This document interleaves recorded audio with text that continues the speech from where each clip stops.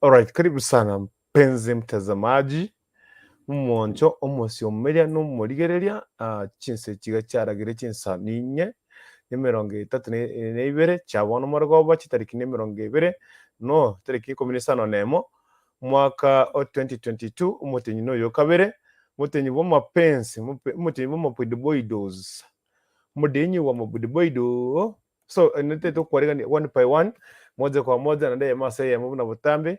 Karibu sana kwa Imiakisi Hot TV kama kawaida, sijui kama wananipata but let me just try it here. Karibu sana ningatinga litukolia goli abaire lya bya pi litukolia gombi yali nane kwa kodi bya ko twatika netega iga MBS sauti nerororo abantu nagosaga bose shimiga kabisa kabisa na watu wanchi take mrango tatora kingo tena ki karibu sana imesho kama kawaida ile ngo tingira ki karara sha tato kwa nege Faransa turara kwa nege China toko burukania tore tege kingira ndigati magu na toko toko burugera gati gabu so rero tukora kwa nakangana dimwe setup kenanye ki busine ngiazi ko kera tubacha sinini kwa nga twa failure kubeka mangana bunata kere ko bara kinende korenda soke bwatre tinsa bune chiga teta kora kuno goso imesho kema kabisa iga onte binga wa chakira ko ndiko kunga sharing ora share the link onte na kitu kulia koira ora nkwani ngomete abantu bari bate zawadi yane batanya kwangira ne ligocha watu kuna zawadi yangu watekere banye na watu etiga mu Mungu rira mauga muntu mere chibesa ndiko iko rira mauga bangire lakini ile tare na bwate ai mbwate na kikaribu mesho tukulia lero tuchukwana amangana bera tatu ndite na ukiingia kwenye show unisaidie kulike pale unisaidie tu kushare the link akira wa share link hiyo and numa kuroronga kishiringa nura monenche onte soki bwate tsi bune chiga chabona maragoba ala soki bwate rete na boto ko keke na boko na boko ko konyo mangana bera tatu so rende wasore ngate kulia kulia rire bya abantu gayiga bono chi ibintu bibwatitense bari mu atete twarora bono ragera bari mu tena kibono munyaki chimbeba chimye kibono kimo kabisa bono nkita chitokole rende bono chibasi chazagere go tarisa chiko koriya machibasi chiko koriya nga yore chibasi chiko kori squeeze chiko koriya wone mwaransa mbasira nkeigo na chiche Valentine abonko well and good so for this time tiankwarigani andonsa sore mwancho muriro kisi Hot TV and popote ulipo karibu sana moja kwa moja tuwapenda kushiriki katika mchada wetu wa siku hii ya leo and I hope ngochiere kama ngende kia you are going to enjoy yourself kwa doruchiko kwa kawigonona kwa kiuri kimo kabisa no mchada wetu tukuri lero na tutora kwa some issues tinkeigo tutora rachi kwa nira keigo remo tore anungo chale na mutika roche gali roche mwina ni moyonde na mutika kagwe ono bwe achigwe sibya machi yokonyu I don't know lakini ngosi chale anungo si chale lakini amachi na mutaka gwesi bigala machi yokonyu lakini yimbobo mete machi na yokonyu gwe kago sibyenda ime tarisiko anyway she's coming on the stage agera tukwane 1 2 3 patrina sukiba tinsi chabona mura karibu sana tukwana mangana basubati men basata we went to men conference ngetinga ngwaso men conference but today inte tukwarega ni mo special kimo kabisa o cheke gima ngote oyiguna kebasubati bakokwana mangana naraze batetebira today like iga turi no umwa uchiga bwa kori kwa bekere flist of muhino nende na kore yakina honorable duke tinega mtetezi na kuona pale hakikisha kwamba umeshare that link kwa rika nyama ndio watu imesho kama kawaida ninapoendelea kushare link hapa hivi na wewe nisaidie kushare link katika hiyo sehemu nyingine na tuhakikishe kwamba tunazidi kusonga mbele pamoja yeye kwa limi ya Kisi Hot TV amangana onse are well and good ni mtu yonse vile bya bikabye kera na watekera wo chendigere tensi nyiga iko ngasine ko share link tinkorigere ribosa wikandika rine sababu chimwino gaiga na kinta mungere cyo chaga mundara make sure na ki narangere babo yonde mate babo ate vitamino ngasikuizi yo kuri kundu sikuizi wato tiga no tinabatiga sija wawacha aye ninkorochi mark your present hani misano wacha nga mumuroche umuntu muroche gaiga ninje lakini muri wo ngwani tata mwetena ahona mini kwame motebitacha Miss Anu tobese kucha because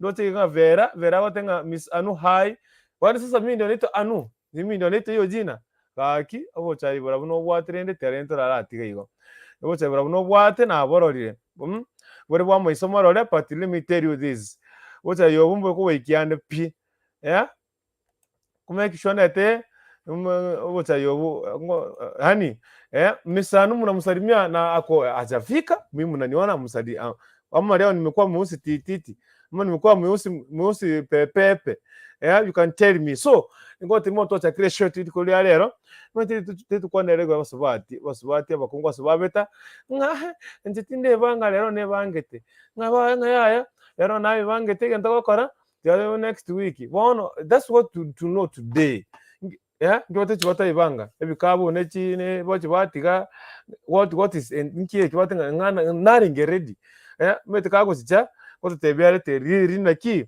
started through na bomwana yabuchaga na boyigo but she's on the way coming yomvera bose ngoyo asante sana honore paso gonkwani honore pero ndolire abandi mbandochi honore pa no muntu omuya nani njengo gorere suti mo cyane muneriye mbarambamba ene ndanyare kwa afford suti mbarambamba I mark me present honorable duke we can go suti mbarambamba I check me position I must give you 30 suti of mbarambambas again mo te mbarambambas batoke gusi ene ntora kesho ndeto nawo gende kole kina go share make sure wa subscribe because romogani na invite take that link karasha no na kai kwani konini just share that link mwanangu asino korega ngola ra share link karasha na link ita think kero kwani konini na karara set record mwanangu asino ko share iga na iga na nkonye go share link kabisa iga tu share link ega nda teto rara siarira karasi yarangu siara link ibona baminto kucha chigroup kiri cyabuna cyabo masuma cyuma osina masuma na masase I don't know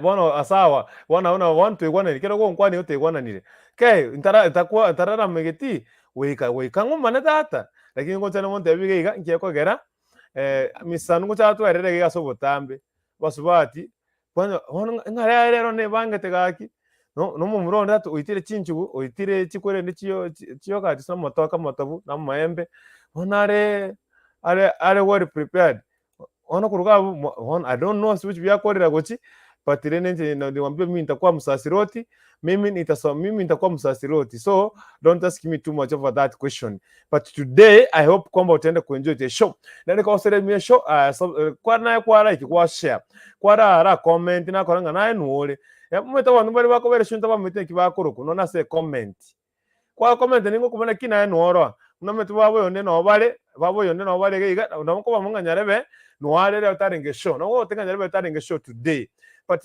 make sure na kikwa share tunara somoni basubati rero today bo twate ni ase conference basacha we were told that today mototebe the reality na ki ekimote tianga rero ne bangete atio tianto banga next week inki much mware banga unki what is that nje tiango mbiga na nabantu bakora misano bagocha batine kende urazo mkuja na kitu misano mimi siwezi kukaribisha kama una kitu kwa mkono kukuja na kunileta utakwenda na hapo mo special ni mbwate ndamwamu niko na plaque stomach neke bantu bakora bako kwani na ninche ne show ninche baroche mbakorochi bona ba hanu hai sasa ako wapi unamsalimia kwa wapi wewe natika komana rende baba tiamorete ayote usoti chagua moja you come or you leave it yosonge kinye kwa nete well and good you come or you leave it yes exactly she come or ama wacho mbwa kini noto nakago sumairi kago sumairi ge kakanyote sumairo yote sumairo tata okotoka Valentine okotoka Valentine tata walai tumetinga mbo yako wale okotoka Valentine wewe okotoka Valentine tata Hi. You okay?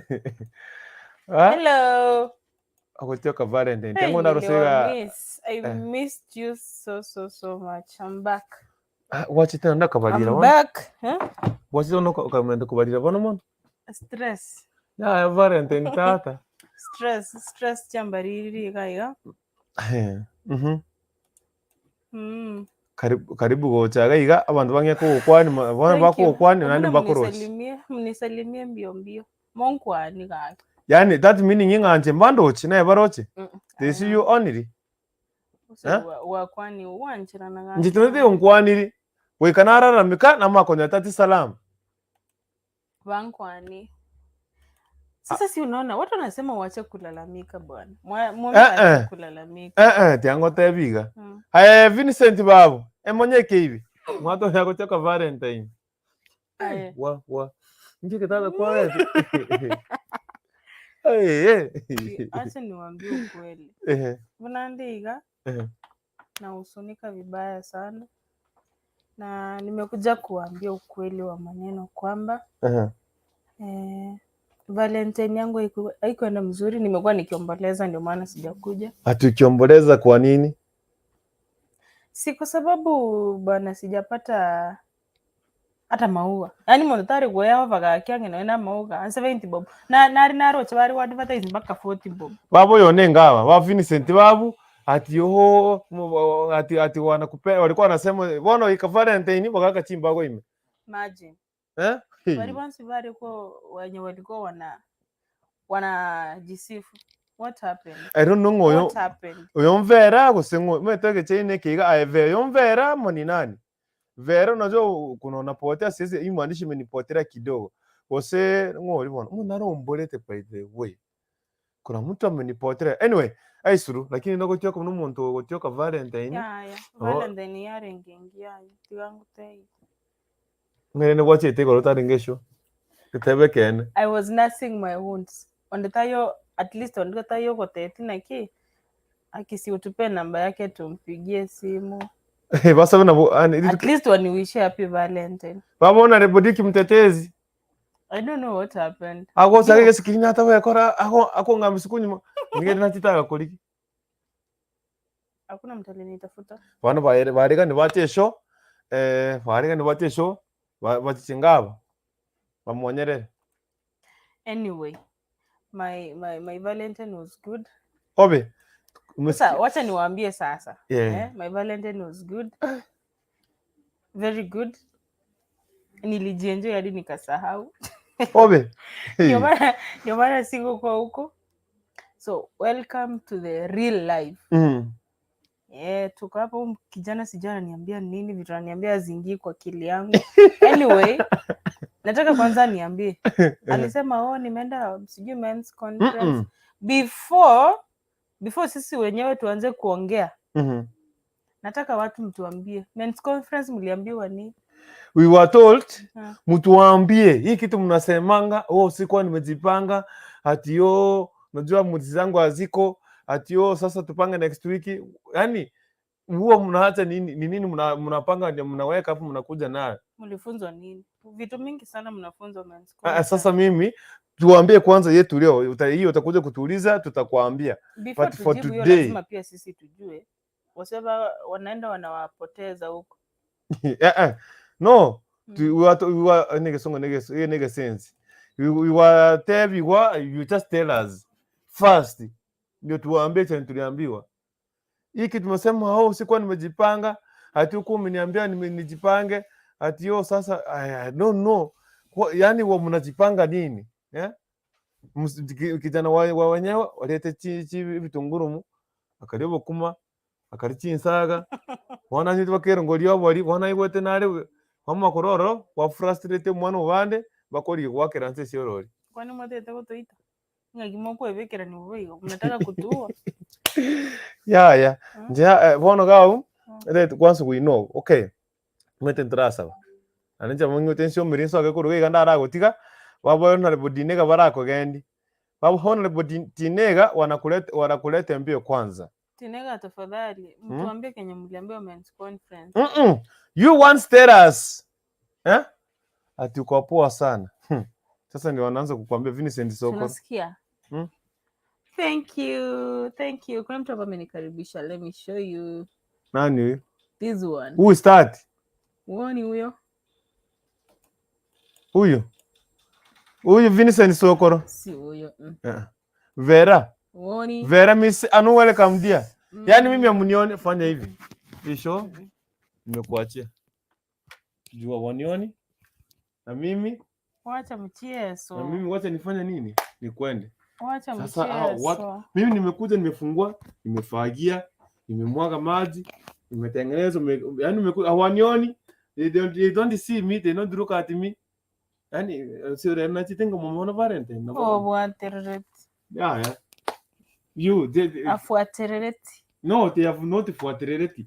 Ofuaterereti.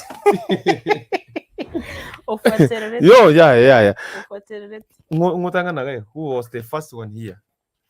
Everything was set up. Nje nako kwa rekire again. Ngora kaniki first sura mwamu ya rekana gaiga. Hona gaiga baba vera tata baba chidi kwamuka yani mbansi omereti. High five Judy. Mbando chibabe ekia baba ambani awanioni.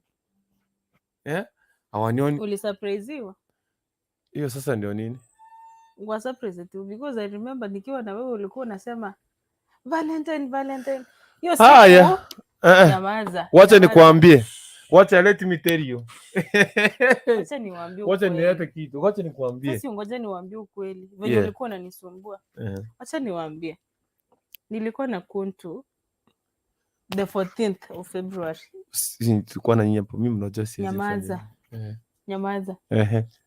Huyu kijana hakuna kitu alikuwa anaongea the whole day. Alikuwa anasema nafaa kununulia msichana wa wenyewe maua. Na venye alikuwa anajichocha hapa eti mimi ni wake. Sikupokea maua ngo. Nataka atuambie alipeleka wapi maua. Na alipotea all of a sudden. Hakuna mtu alikuwa anajua mahali alienda. So tuambie ulikuwa wapi? Ulipelekea nani maua because nilikuona ukinunua maua. Na hujaongelelea hiyo maua by the way. Mimi wacha nikuambie. Kwanza nimekasirika juu sikukaribishwa. Hii show nimekuachia mpaka nikaribishe ndio nikuje. Nisipokaribishwa siwezi kuja na nimeenda. Sasa sio mtu amefuatilia. Nimekwenda. Si umefuatilia? Kuna tunaweza kuwa show hapa alafu watu wana Seriously? So, how are you guys? I missed you so much. So nijiekea hapa now that you mtu anafanya mchezo hapa. Let me come to you. So how are you doing? Valentine ilikuwaje? Tafadhali nyinyi mniambie. How was Valentine? Mood za Valentine zimeisha. Wenye mlisurpriseiwa, ulipewa na nini? Kama ulisurpriseiwa na Mpesa hapo, tafadhali mngetushtulia, msikuwe mnatuacha hivyo. Haya, kama huko surpriseiwa sahi, what is your new look on love? Mapenzi unayaona aje? Kuna mapenzi ama ni scam? So, nasoma comments hapa. Sijui mtu ameenda wapi lakini lazima nitamforce arudi hapa kwa sababu the discussion today is hot. Na lazima atakuwa hapa aongee. So, Judy Kwamboka anasema kwamba mrembo, hi, I see you dear. I see you too baby girl. Naona kwamba mko ndani. Valentine ilienda aje? Nani alisurprise? Mimi I don't even want to talk about it. Lakini nataka mniambie. Bora hata hakuna mtu alinitumia maua. Kuna nyingine niliona ikiuzwa 20 bob. You could have sent us the love bwana. Ama mtupendi. Mnatuchochaga huku. Judy anasema kwamba nilimruka juu ako na wengi. Sasa unaona. Huyu kijana anatucheza hapa. Juzi tu alikuwa ananiharibia market. Anasema nimekuja na bibi. Valentine ilifika, mtu alinunuliwa maua na simjui. Alafu alipotea. So I don't know alipeleka wapi maua. Na anafaa jibu hiyo swali kwa sababu hatutakuwa tunachezewa akili. Ama ni aje Judy? Hatuwezi kuwa tunachezewa. Sikuji, nimeminja, sikuji. Achana na huyo. Amesema uende na tukutaki huku. So, Judy, Valentine ilikuwaje? Kiti ya kuntu, hii inaitoa. asiporudi hapa saa hii naitoa, lazima niitoe. Hesbon Kaunda anasema kwamba urembo nayo. Thank you very much Hesbon, I'm so much humbled. You're handsome too. Si unaona venye wewe ni cute pia. So Judy pia anasema haseme juu hata mimi sikupata. Sasa alipelekea nani maua? Alipelekea nani maua? Anyway, kama ulisurprisewa, tafadhali tuambie ulisurprisewa na nini? Bado do you believe in love by the way? Acha nianze from there. Do you really believe in love after what happened on 14th? Kwa sababu unajua unaweza kuwa like mko wengi ujui kama you're in someone's heart ama ni ule mtu wa kukuchezea akili. So unapata mtu anakuchezea you're my only one, ikifika hiyo siku kuna ule main chick. So ulitreatiwa as the side chick ama the main chick. Hii inaweza kuwa both in male and female, in that unaweza kuwa na dem unafikiria maybe wewe ndiye akona yeye peke yake, but ikifika wakati ilifika 14th msichana alipiga mbizi bwana, akapotea, akamwambia oh babe, simu imeanguka kwa maji, sijui imeanguka imeanguka kwa maji, sijui babangu ameniita, sijui nini, like some to small excuses zenye zilikuja so that apate time ya kukuwa na mpenzi wake. On the other side pia Charlie pia kudanganya kwambia hapana, I have a lot of work to do today, sijui nini, a lot of things are happening. Ulihepwa ama ni nini? Venye Valentine ilifika, did it change your perspective of love ama unaenda tu nayo liwe liwalo, ikuje isikuje tuko pamoja, unipende usinipende mimi bado tuko pamoja? Did you change your perspective on love? Kwa sababu kuna wale watu wanakuanga ma-DM anakuambia babe I love you, but ikifika wakati mtu anafaa kuonyesha mapenzi hakukuonyesha.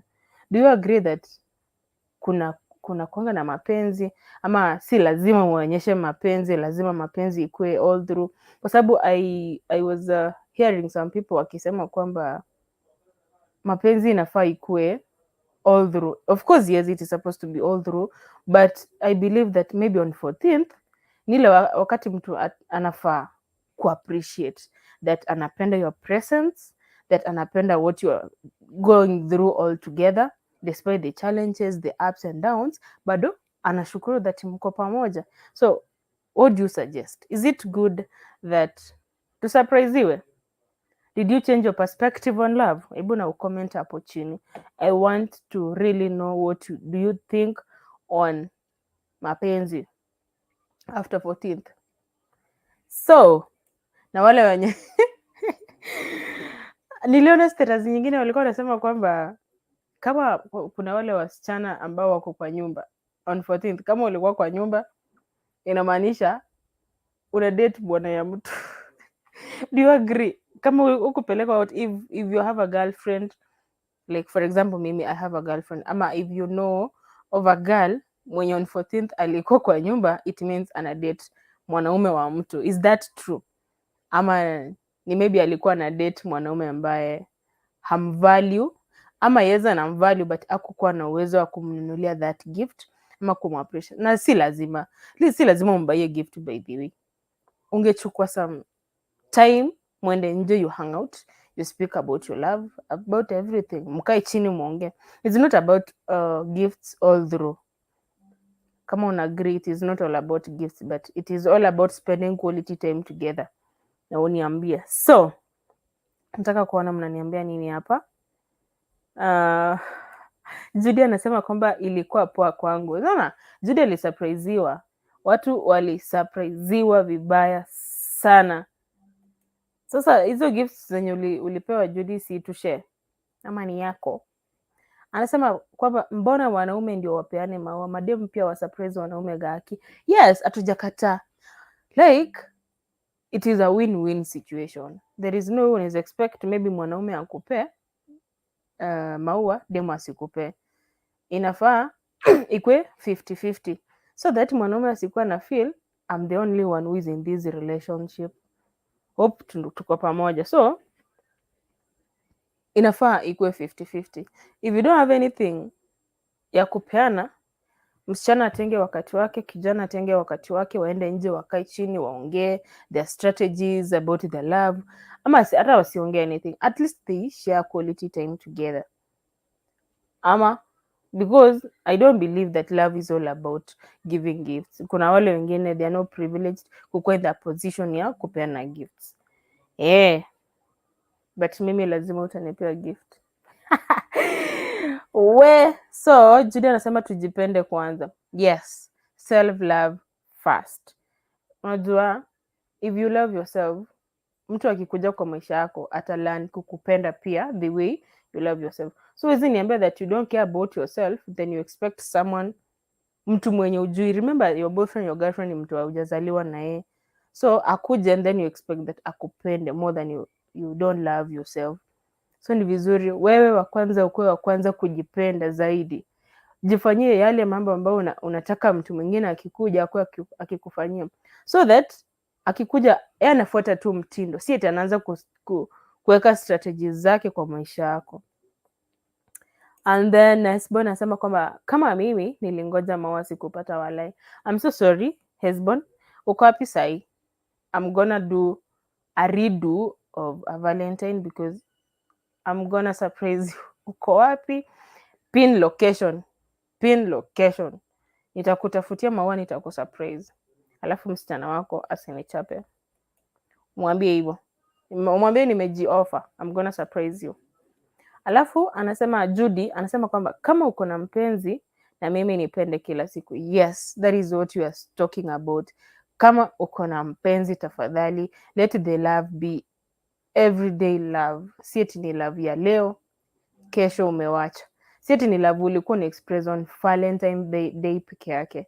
Ikiwa ni loving you express each and every day of your life despite the challenges zenye mnapitia. So Judy bado anasema kwamba no, sikupewa, nilijipea. Ala Judy ala, lazima ujipea. Kama hakuna mtu akukupea, lazima ujipea, kwa sababu tumesema you start with self love. So it is not a must to get a gift from your partner. Yes, it is not a must. It's all about the love you share, the affection na vitu vyote venye nyinyi you share. Mnaweza kaa chini, you talk about your dreams, your visions, because maybe saa hii hamna uwezo wa kuongelelea ama kugiftiana, but mkae chini, you talk about your visions, where you want your relationship to be in the next 5 years. Unaona, that is something that is gonna contribute to your growth kama partners. So si lazima ni maua. Lakini kuna wale wana prefer maua, lakini kama ulikuwa na uwezo wa kununulia mwenzako maua, it is good to kununua maua. Judy, jipende kwanza, kwani iko nini? Lazima tujipende. Girl child, girl power. Unajua siku hizi Judy, girl child tuko na strength. Tumekuwa empowered hadi tunaona tuna overthrow these men. Men, if you don't see well, tunaenda kuwa overthrow na hakuna kitu mtafanya. What a man can do, a woman can do better. So msipotupenda, tutajipenda more than you can expect.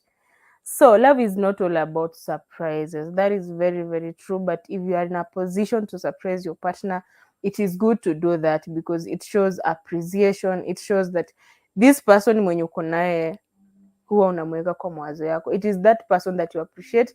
It is that person that kila wakati uko tu mahali unasema, I'm proud of this human being. Nashukuru Mungu. So it is good if you're in a position to surprise her. Unamsurprise tu, unampelekea ka gift kidogo. Si lazima big things, kwa sababu we are not in the same level. Ila kitu kidogo yenye una manage ni vizuri, unamsurprise nayo. So Judy bado anasema kwamba but nilishare na babies and my mom, mwanaume nechingo. Wow. So anasema kwamba alishare the Valentine na mtoto wake na mama yake, which is very good. Najua sa mtoto at least alipata kupata that love of the mother, na najua it was amazing. That is very good, Judy. Asante sana for that. Okay, that was a correction. So Judy, that is great. Value yourself first, ndio hata kama someone will come in he will always love you more. Yes, that is what tumesema. Jieke mahali mtu akikuja ana kusupport, si eti anakuja anaanza kuweka strategies zake kwa maisha yako, mapenzi yake kwako, yani yakuja ya supplement yenye ulikuwa umejiekea kwako. Si eti ni ule mtu anakuja anapata ujipendi wechwarete kochingabo wetigete, so inakuwa somehow difficult kukupenda because you don't have your own strategy on how you want yourself to be handled. Lazima ujieke kiwango. Mimi ukikuja kwa maisha yangu, I want you on handle hivi hivi hivi hivi, this is what I want. So ukikuwa tu mtu atakutreat venye anataka, that is when you will hear that a lot of people will be complaining, oh ananifanyia hivi. Did you set your own standards? Mtu akakosa kufuata, lazima you set your own standards. So kwa mjadala wa leo, Kuntu alikuwa anasema kwamba this is a very hot discussion. Eti kwamba most of the days when maybe a boy or a man ama your boyfriend anaita msichana kwenda kwa date, kuna these terms unasikia mademu anasema, oh I'm not ready, sijajipanga, sijui nini nini. So Kuntu was asking, ni nini hii huwa tunataka tujipange nayo? And I was telling him one of the things ama some of the things zenye mimi najua personally, but he was like no, hiyo ni uongo. Ndio maana nimekuja hapa, nataka we hold a discussion, alafu nataka the men in the building pia nyinyi msupport the discussion. If you really agree about it, ni vizuri sana. And if you have any other maybe perspective on what we want to talk about, pia ni vizuri mtuambie, kwa sababu sisi ni sisi, tunajijua, we are women, we know ourselves, we know our body. So wakati we saying that no, this is not going to happen because of 1 2 3, I guess you should respect us. Pia kuna a lot of things, according to me, kuna a lot of things zenye zinaweza fanya mtu katai kukuja labda ni date. 1, if the girl ako sawa kabisa. Sasa ukiacha hizo factors zingine, kama ako sawa kabisa, anaweza kataa kwa sababu hapendi your timing, like venye mkiwa kwa pamoja hapendi ama hataki kukuwa na wewe. So anaweza kuambia I'm not prepared because she doesn't want to be with you. So ni wewe ukae chini utambue, is the reason she's giving out genuine ama si genuine. So mimi nataka we enter into a discussion where tutasema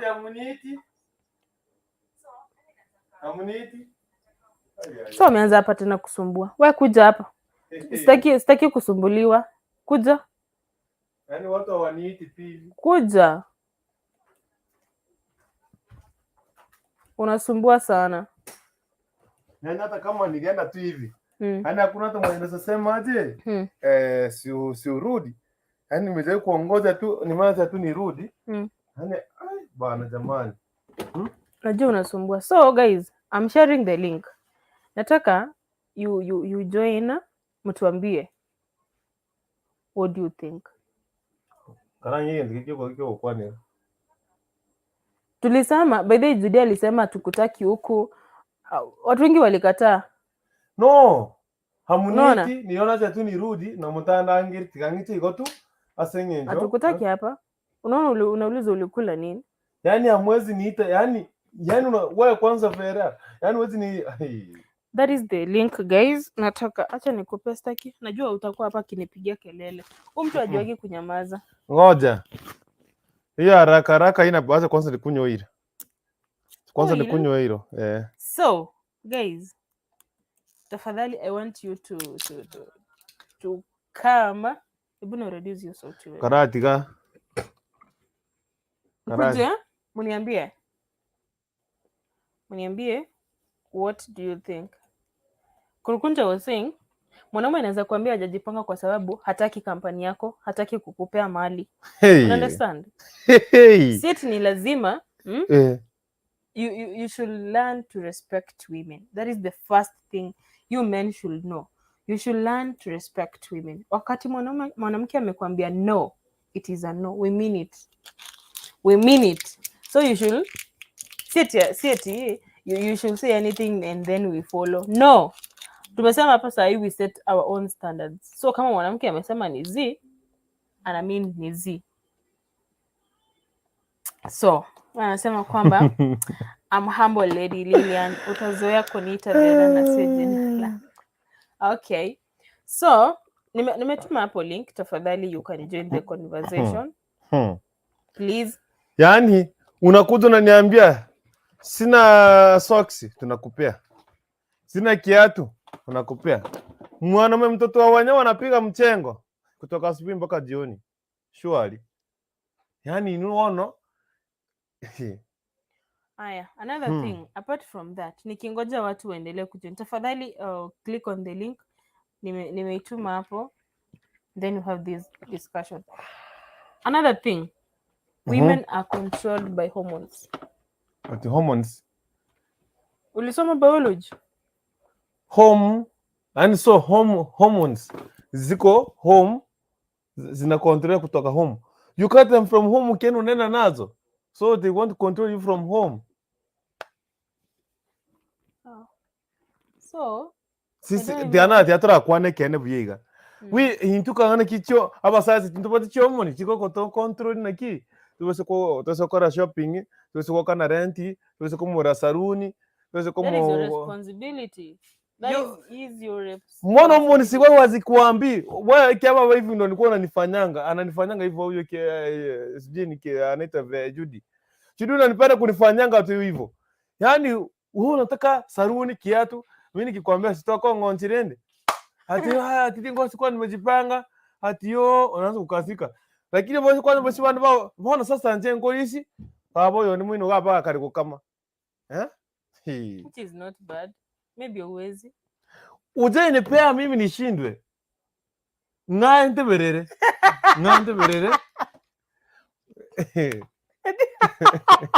Eti oteberere. Ya mangana Mogotebera. Ngante berere. Judy Mogotebera ngoje tera bande bateberera bowe. Karaga nasoma chikomo kwa weikeire. Jamani ngonde bale buya. Mimi comments nimemaliza, nataka wa join. Wana sukuna ne linke igoja. Tigamba tebi. Mwete wana gaiga. Ati majukumu lazima. Hiyo ni responsibility. No, it is your responsibility now to repair hiyo kitu le. Tupe. Si must. It is not a must. Even me it's not a must in I do it. Ngore mchengo. Mbogo ya matafari. Amareko, Unaona kwa mtoto for example, nilikuwa nimesurura kutoka asubuhi na nimeamka 5.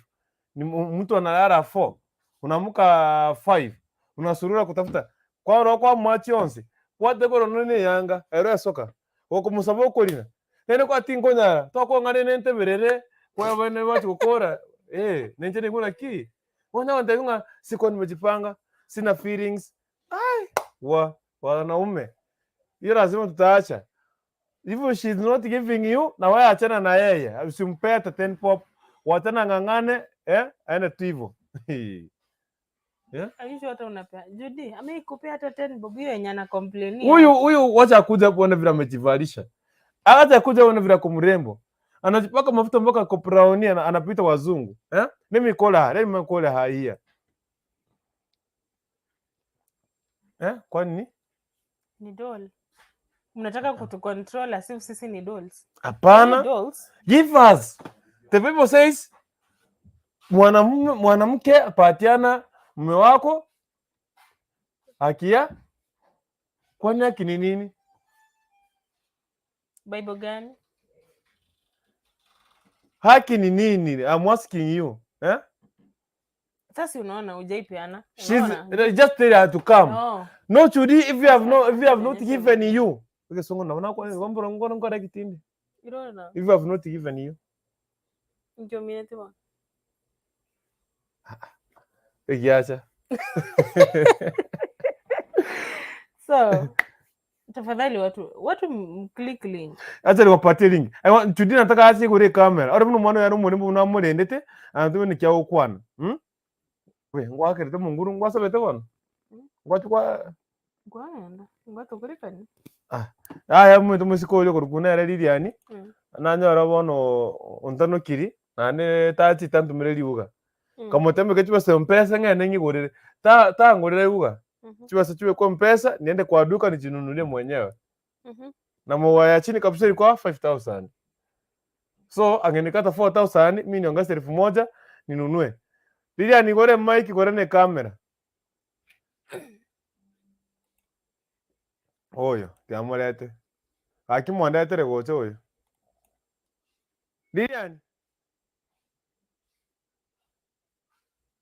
Liliani? Igore Mike. Sasa. Poa sana. Poa mama. Meki wairire baba? Mbia.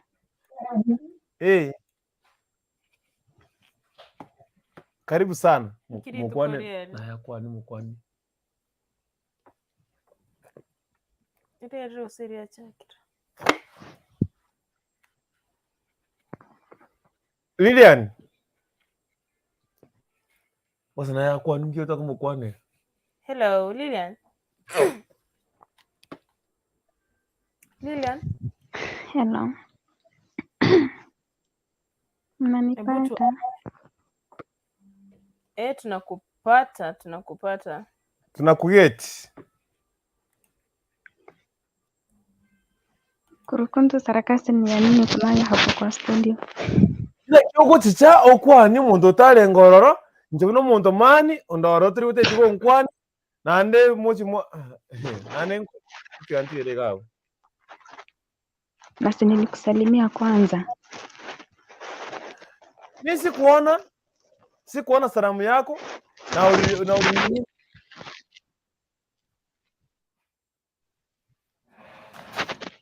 Pole rindo ni kwa yetu. Nimechi pesa. Mimi ni pesa unanipea ndio nisahau hiyo story. Kinipea pesa hivi. Sitakasirika tena. Kwa na kuinuka.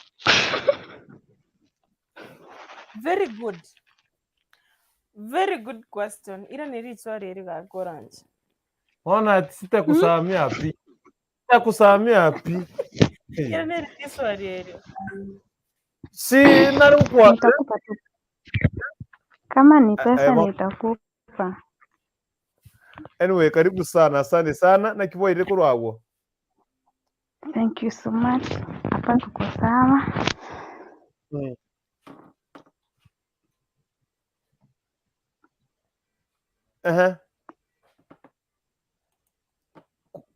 Kwa ngaba antongo leta som chadara.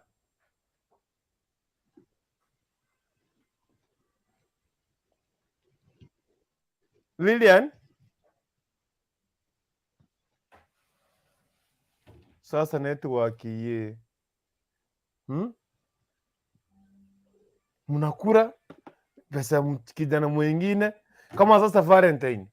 Kijana ya mtu imeenda menunua maua imepatia mtu mwingine. Imenunua gari imepatia mtu mwingine. Imenunua keki imepatia mtu mwingine. Mama yake nyumbani ana hata kiatu ya kwenda kwa shamba asubuhi. Sio ni mbwakini. Nini? Na akimuomba anamwambia sikuwa na moods, leo sikuwa nimejipanga.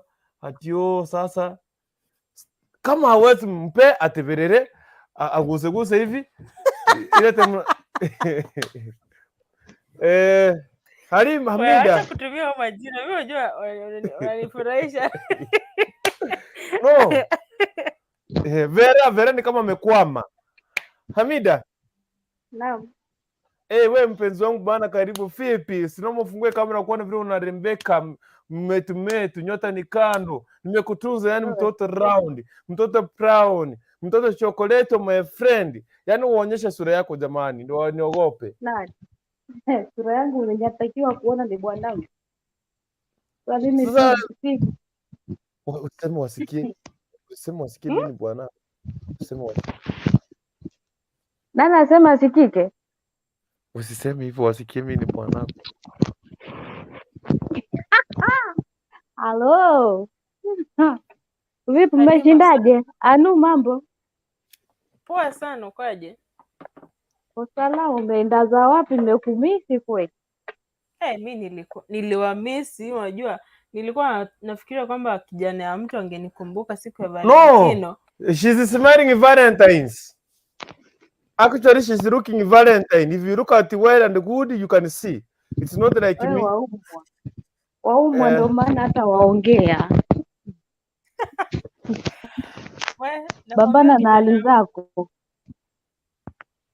Sasa wewe unanigeuka sasa, ona. Unanigeuka si useme usiniingilie sana. Sema mimi ni wako.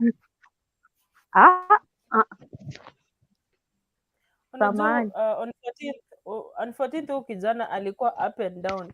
So venye amekusifu hivyo, sijui kama wewe ndio ulinunuliwa flowers ni nini. Amna, hata sikuona. Mimi nilisema hata nangojea billboard za Omo na Nice and Ravi. Sasa acha kuchoma. So ulipelekea nani flowers? Acha kuchoma. Bado hujajibu. Sema Hamida, nitatuma. Hamida, si tulielewana? Sikuishaenda hiyo. Tujue hapa niko nyumba ya ngapi? Mimi ndio nyumba ndogo ama mimi ni side chick yule tu wa dawa ya baridi? Wengi sana. Kwa sababu Judy bado ana complain. Kuna yule kuna mwenye alipelekea ua la waridi. Sasa mimi ni dawa ya baridi. Dawa ya baridi sasa. Tuache hiyo, dawa ya baridi. Hamida, tuache hiyo, utachoma nani watasikia. Haya. Siku yako Songea na yeye sasa, naona mimi ananiingilia kwa wataki kuniona. Hapana, ni vizuri, ni ile usiokuwa straightforward for once. Straightforward ni Hamida ni wangu, Vera alimute. Na Judy? Mimi si yumo. Tafadhali tuheshimiane. Mimi hapo kwa mpangilio, foleni mimi si yuko, nishapita huko. Tafuta wengine nyumba ndogo hivi. Okay. So Halima, huyo anasema kwamba tunapenda sana kucomplain. Ngoja kwanza utamwaga unga. Acha ni mpenzi wangu aongee. Unajua niko na nani? Mtu akilikata hivi. Akikwambia kwamba ako in the mood, unaanza kuleta excuses. Siko in the mood. Leo ni kama si feel. Eti ni kwa nini huwa tunapenda? Mbona mnatuonea sisi wanaume, watoto wa wenyewe, watoto wa Farao, vijana wa Farao, mnatuonea hivi? Lilian, wewe na Hamida, mbona mnatuonea tu hivi na sisi tunawafanyia kila kitu? But mimi kwa maoni yangu venye naweza sema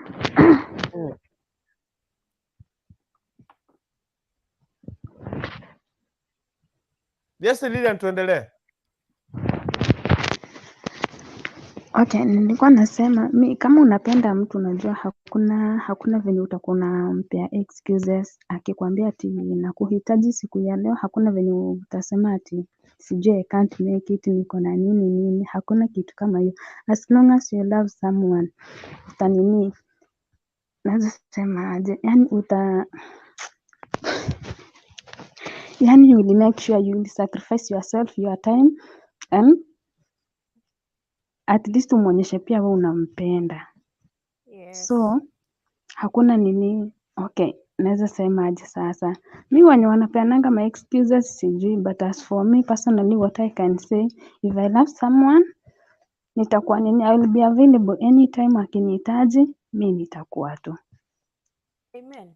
Sinikwambia haupendwi. Haupendwi. Sasa mbona unakuja niambia baby sweetie, mama sweetie, sina kiatu, kuna ngome kuja fashion, sijui why you kukula kwangu, yani utaki ni why? Sivyo ndio inafaa.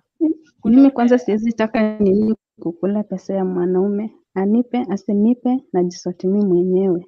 Hakuna sometimes kuna vitu zenye kama msichana inafaa tu uko independent. Si kila kitu utakuwa unaambia ati your boyfriend ati siku ya leo sina viatu, leo sina nini. first of all you have to be independent yourself. Maybe hizo viatu zenye unaulizia ati nataka viatu, we mwenyewe ushaijibaia ama unataka kubaiwa na mwenzako? Lazima ujibaie kwanza. Jipenda kwanza. At least ndio ukiingia na relationship hata huyo mtu atakuheshimu. Huwezi kuwa unahitaji kila kitu kutoka kwake. Maybe hata yeye akiona yani huyu mtu wangu ananipenda, haniombi pesa, ye mwenyewe atakuwa anakupa. Atakuwa anakubaia vitu zenye hata huwezi itisha. Unaona? Vera, mimi, we want you to tell us. No, before that.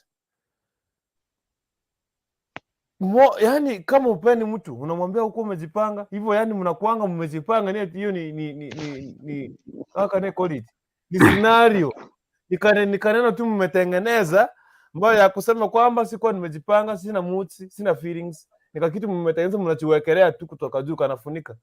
Reality si real.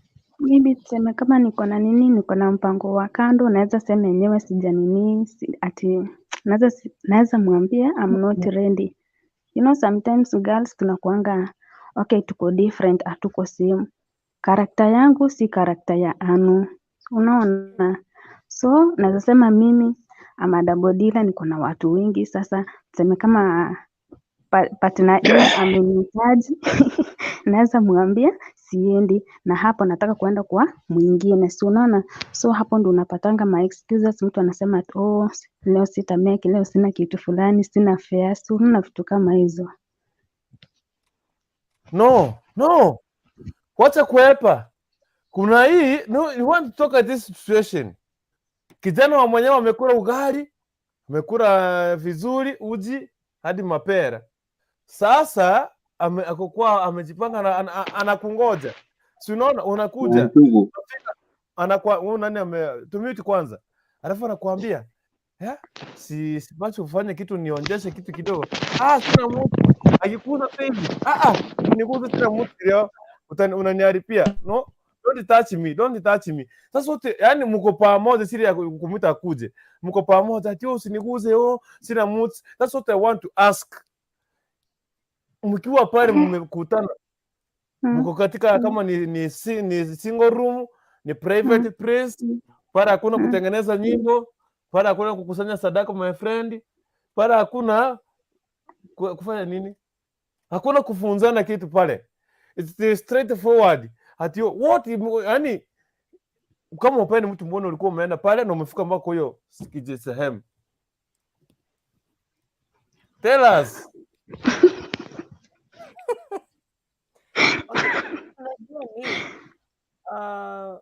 Mwanamke haizi kuja hadi to the spot kama hayuko interested. Hiyo ni kitu ya kwanza unafaa kujua. Haizi kuja. Hawezi kuja kabisa. Akikuja tu hapo ako prepared. Lakini ukienda unakuwa psychologically prepared that nikienda somewhere I'm going to do this and that. Hakuna venye unaweza enda kama hukumejipanga. Even if mtafanya kuna possibility. Unajiprepare kwamba kuna possibility kunaweza happen ama kuta happen. Lakini kama hakufeel na hataki, hapo ndio unasikia hizo umekuja kufanya nini kwangu? Wacha nikwambie, you know mimi nikiongea mnaweza sema aje? Mimi ndio naongea sana. But the Fredina fika kwako ndio sasa uambie. Watu wanakujanga na kuambia leo sina musti, leo ni sijui nini. Anaweza kuambia leo kuna mvua, ina reali hakuna mvua. Si umesikia hivyo akupenda. Hiyo si tuna confirm. Nitaguza mimi bwana.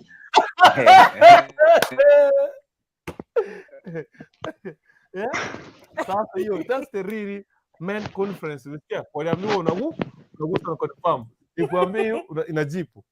Una confirm it is really the raining or it's okay. I'm coming to you back, Vera. Let me go to Hamida. Fredina kuona mkakoti na kuona sina servant inakuona. Let me go to Hamida tusikize ndio pole tu. Because hii ni kitu ina happen manze. Yeah? Mtoto wa wanyama na bana. Hamuna huruma my friend. Hamida, mkiambiwa no amsikie. Yo. Nimefika kwako. Hey. Mimi kwanza nataka kushukuru wao wandugu wenye wamesema wataconfirm. Sasa ufalme wa mbinguni ni wenu baba Ni mko wazuri. Na usiseme eti ngoja niwaambie. Na msiseme mna confirm eti mtu atoe suruali uone makeup pad, hapana. Ufalme wa mbinguni ni wenu kama mtaingisha kidole mconfirm kabisa. Amen. Amen. Nitaingisha mpaka mkono. Kidole si mkono. Hii mkono utaumiza mtoto wa wenyewe wewe. Hawa sasa ndio real men. Aya, mimi ningie kwa mjadala. Kuna baadhi ya mambo huwa zina piss off mwanamke pale. Ndio nimekuja niko na hamu. Pale nimekuja nimepata mazingira si sawa, unaona? Nimekuja pale kwako maana kuna harufu pale ndani kwa nyumba. Hujafanya usafi mule ndani. Na suffocate. Asa mimi hapa nakaa napiga hesabu. Asa kama hii ni kusuffocate na tunaenda ule Stamford Bridge, itakuwaje? Imefika pale nimepata usafi wa mazingira uko sawa, lakini pale unapozitoa zile nguo, unajua watu wenye tumezoeana pale, ukiniona nimechomoa nguo zangu niko free yani. Yaani ukichomoa zako sijui nywele ziko kwa makwapa, mala huko chini janyoa mwenzangu nani piss off bwana. Wani piss off nitakwambia sina hamu. Sasa mimi hamu utatoa wapi kama wenyewe wewe si appetizer? Alafu nao wanaume. Kunao wanaume ajui koromance mwanamke. Yeye akipewa anajua tu ni confirm, aingie mzima mzima hata hajaguza mwanamke pali popote. Hapo tutaenda na wapi? Wapi na wapi? Kama nishakujua hivyo. Mwisho siku ya pili mimi nitakuja nitakwambia baba sina mudi. Ndio hivyo mjirekebishe. Ukikataa nitakureka. Msituambie ati sisi tuna makosa.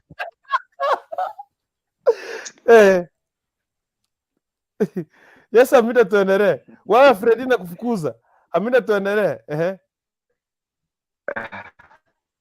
Fredi. Wewe unazima Hamida hapa. Wewe nitamwambia kumwagie maji. Yaani Hamida ameongea what was in my heart. Thank you very much Hamida. I love you. Sikuwa unasema hakuna nyamaza. Nyamaza. Hygiene. Wanaume, hygiene tafadhali, hygiene. Unaenda kukura hygiene huko sasa? No. Urukundo. Haya. Haya. Pale nimefika. Usema umenichumu kwa mdomo wenyewe wanika siwe jinsao. Sasa uko na hapo umenipa pesa gani? Wewe mimi acha kuchoma wala. Wewe. Ushanimaliza sasa hizo kama mwenyewe wanuka mdomo. Huku kwa makupa kote manywele.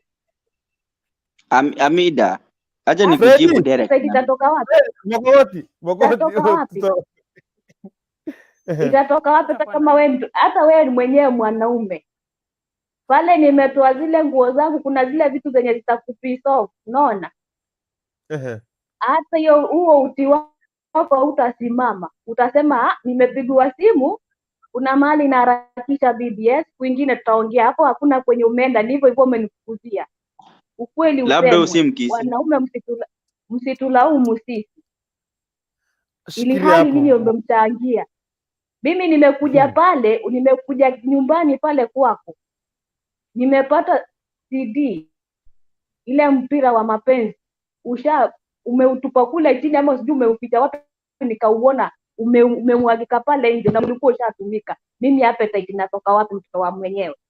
Ndio mtu laumu ati sijui tumesema sijui nini. Wanaume jirekebisheni. Hakuna mwanamke mwenye atatoka kwenye ametoka. Mimi nikitoka kwetu nimekuja nikijua kwa akili zangu leo naenda shughuli. Lakini nikifika kwenye shughuli napata mada imebadilishwa. Hata ukiniguza mimi maipi. Usitumbuane. Shikiria hapo. Sasa ameanza kumwaga unga sasa. Hamida Hamida ameongea the hearts of wacha wanaume waongee. Wanaume tuambie ukweli. Hao watu watupatiangi. Washa midomo. No. Very simple. No. Nyoa. Fredi. Ni before nenda Mokogoti. Fredi niko hapa Fredi ndio nenda Mokogoti. Unajua mimi Kadi nafasi ni yako pro. Sasa kuna kitu hatujaelewana na huyu Hamida. Umekuja nini? Umekuja kuangalia usafi nini? Sijafagia nyumba nini? Sijamopo. Au umekuja nini wewe? Unajua ukikuja huko uko prepared. Unajua hakuna boy mwingine amearika demu wake then eti akuja apate vitu ziko sagishagi tu hivyo. Lazima demu Yes, boy Freddy, anajipanga.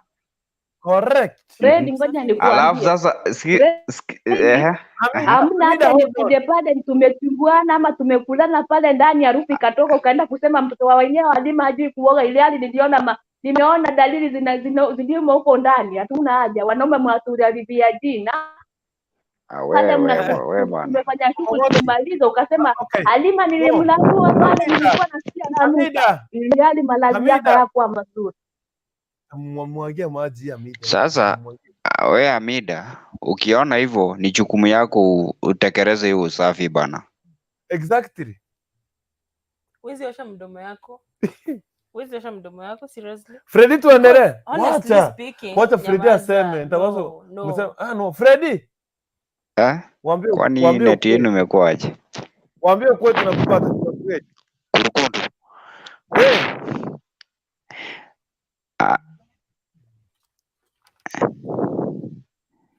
Ninakupata.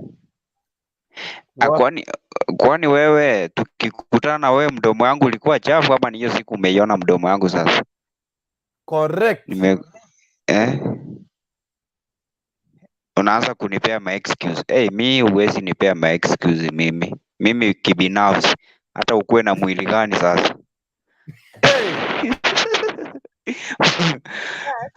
Hapo itakuwa Simba hapo nayo. Okay, maybe wewe kuna venye umejitunza vizuri. Maybe wewe kuna venye umejitunza vizuri. Kuna wale wanaume that have appetite for you, maybe utake tena kwenda huko. Unapata mtu ni mchafu kiasi kwamba hata you can't be comfortable kukaa in that room. Then is how unasema you can't even person. Unajua all those things when you face up the thing before the act. Unapata mtu anatupa mdomo vibaya sana. Hadi unashindwa should I be in this room ama nijitoe. No. Si unageuka unaangalia huko? No. Unapenda ya way? No. Si lazima muangaliane kifo cha unajua si lazima we unaitwa aje ana ama watu Makoti niko iko kwa nelibaga. Fred unasemaje? Huyo mtu sio hiyo siku ya kwanza umemkutana naye. Kitu nafaa ujue huyo mtu sio hiyo siku ya kwanza umekutana naye. Mmekuwa mkiongea na meet maybe ampati time ya ile date real sasa. Ile tu ya kumiti mnaongea. Alafu umemwahidi ama umempea date akuje home aone kwako. Sasa amekuja wewe umekuja nini? Umekuja kuona tu urudi uniambie eti ama kuna nyesha hiyo ni ufala bwana. Umekuja kutengeneza kwaje? Ukikuja kuona lazima hiyo kitu ikonifamiwe iko sawa. Utaweza toa makosa hapa juu tupate wewe sasa ndio huko ndio hatari sasa. Ni watermelon. But tunafaa kujua ni nini wakati una meet the person for the first time. Kuna venye mtu anaonekanaga presentable. Mtu anajua I'm going out there labda naweza pata kademu nikakatie. Lakini ukirudi in the real life of a person, ukifika kwake mtu ni mchafu vibaya sana. Juu unajua the way mtu anaweza jirepresent huko nje na venye anakaa kwake inaweza kuwa tofauti. Si watu wote wanaweza kuwa na uwezo wa kukeep that hygiene hapo nje yenye wanatuonyesha na bado iko represented in the house. Unaona, that is why unapata kuna two different people from the time una meet na the time una meet maybe in a separate place ama ni kwake. Wacha nikuulize Freddy, hatuende pale ukuje kuona nyumba. Umekuja kuniona mimi na ile kitu ambayo nitakuwa nayo. Wawache umbwakini, wawache kutucheza hapa. Alafu unajua kurukuntu hapo maybe umempitishia panya route. Ujampitishia main gate. Alafu aanze Tamalizia kureb. Acha tuulize swali. In the building. Wewe ni mwanaume umeita dem. Mkikuwa huko nje kuna ile maybe amkukuwa na ile uwezo wa kukua in contact so that hata unaweza pata natural smell yake uwezi kuona. So imefikia mahali umemuita in a private place, mmekaa na yeye.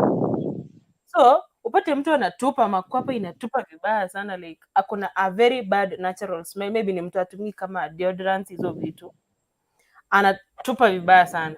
Ukijaribu kumtoa nguo moja mbili, mtu hata uwezi hata eka nose, unasikia tu unajua hiyo ni a straightforward Sasa no, that's what my friend. You turn away, na yeye anashughulika kivyake, umpatie ateberere from there. Yes, atakuwa ameridhika. If you will do that with that smell, you are not Mokogoti au watu mwakili bwana. na nyinyi Fred nitakuja kwako. Fred ndio tunaanza tusikie Mokogoti anasema nini kwanza pia. Yes, Mokogoti. Nasema Bwairiwe.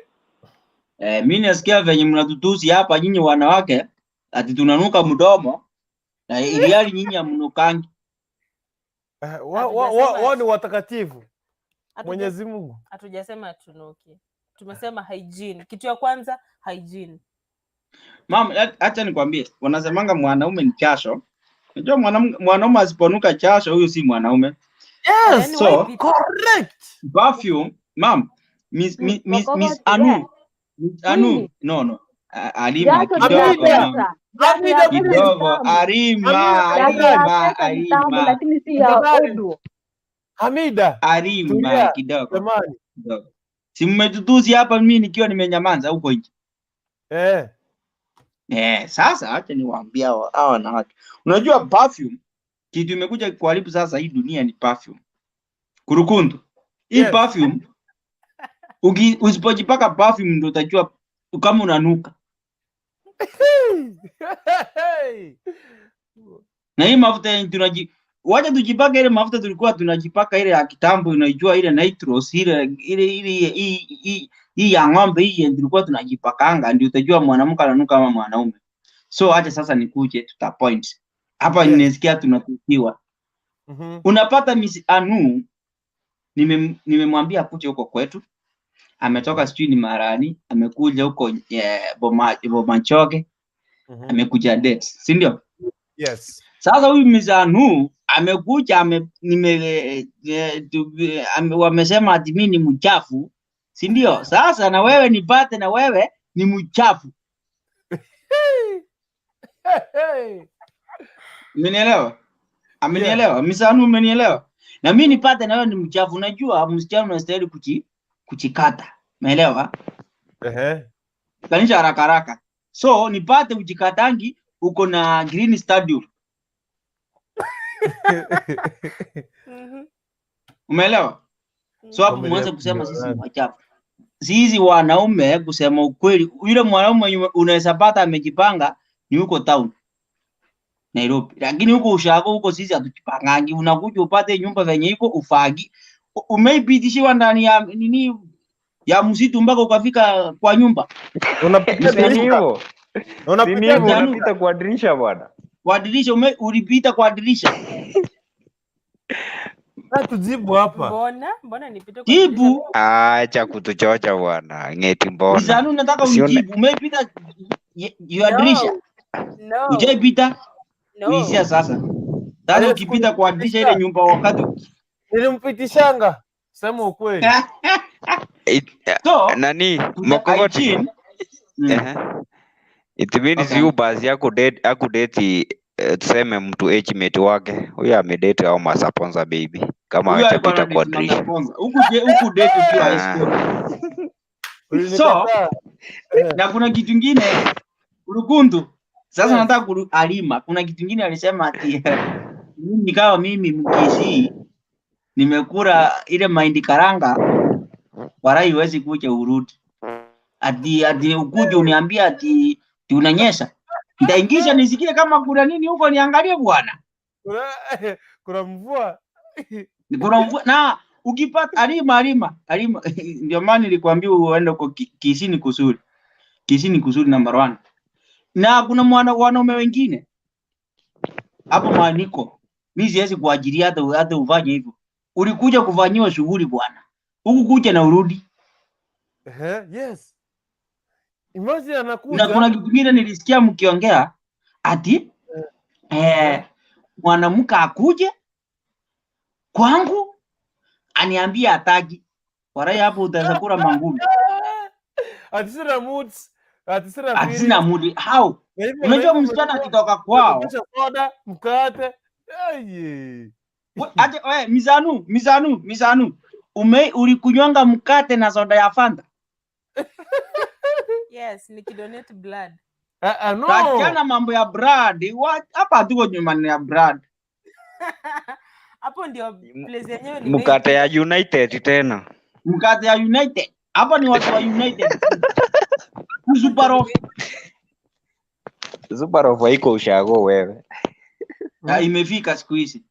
Lakini sasa kurukundu aje tuambiane tu kweli. Wewe msichana kama umetoka kwenu umekuja kwa mkokoti.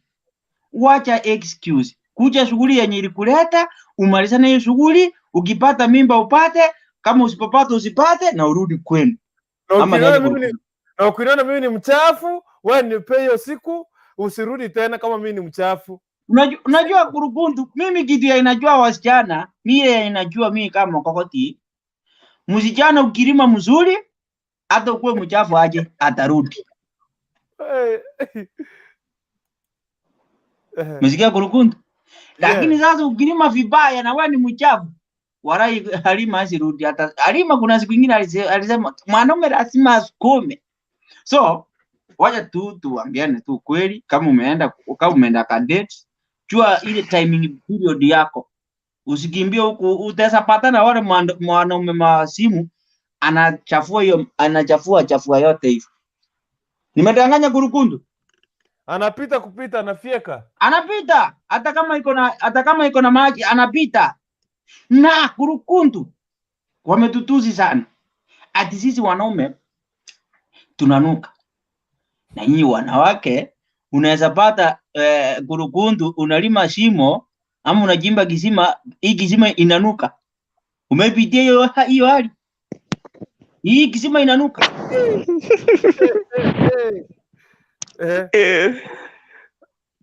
Si ndio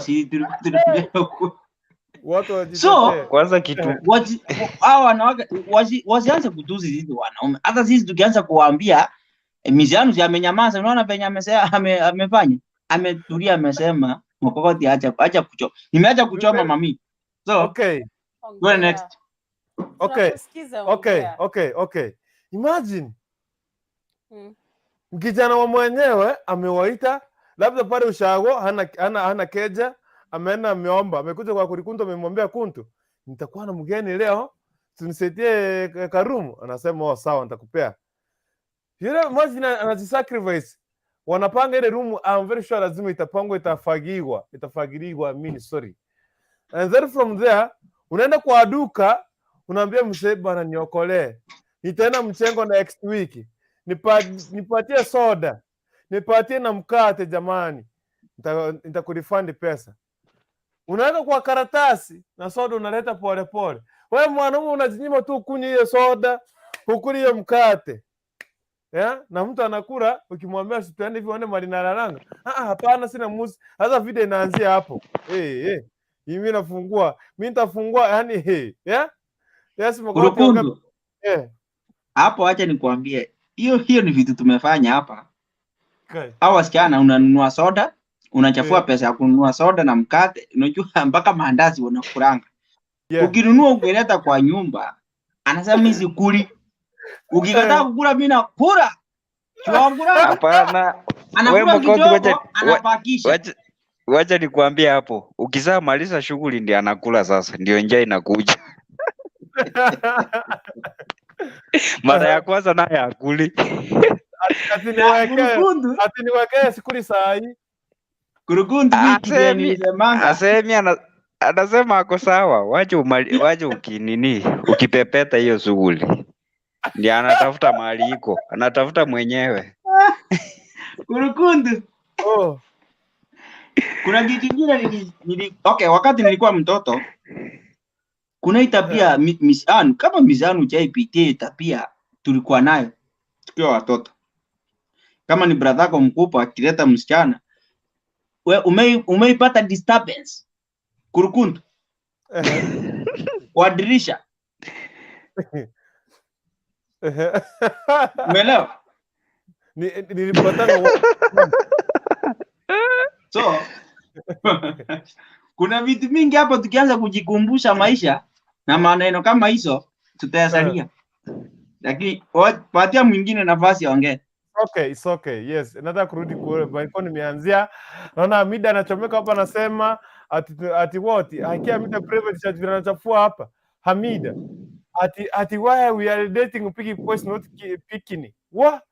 Ati kisi men wanyime food but si kisi men no wani ni noche. Imagine wewe umeenda, unajua kuna vijana wengine ni woga. Umeenda umekaa sitting room umekula. Umefika time unaona anaingia bedroom. Anaingia bedroom. Anashinda vile anakuambia kuite. Wewe tumia common sense. Hivyo anamaanisha go to bedroom. Follow him. Asikute kuambia kuja kidogo ati anakuja kufanya nini? Sasa unakaa kwa kiti na ekelea miguu juu ya kiti tu hivi. Sasa umekelea miguu juu ya kiti. Sasa unaanza kufinya simu. Make common sense. Ukiona anaingia bedroom, mwambie tena nani mali unalalanga. Kuna watu wengine woga.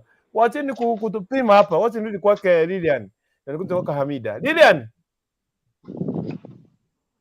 Lilian, fungua bana, fungua. Fungua hii kitu. Nifungue nini? Nani ameenda? Mkokote ameenda wapi? Soke.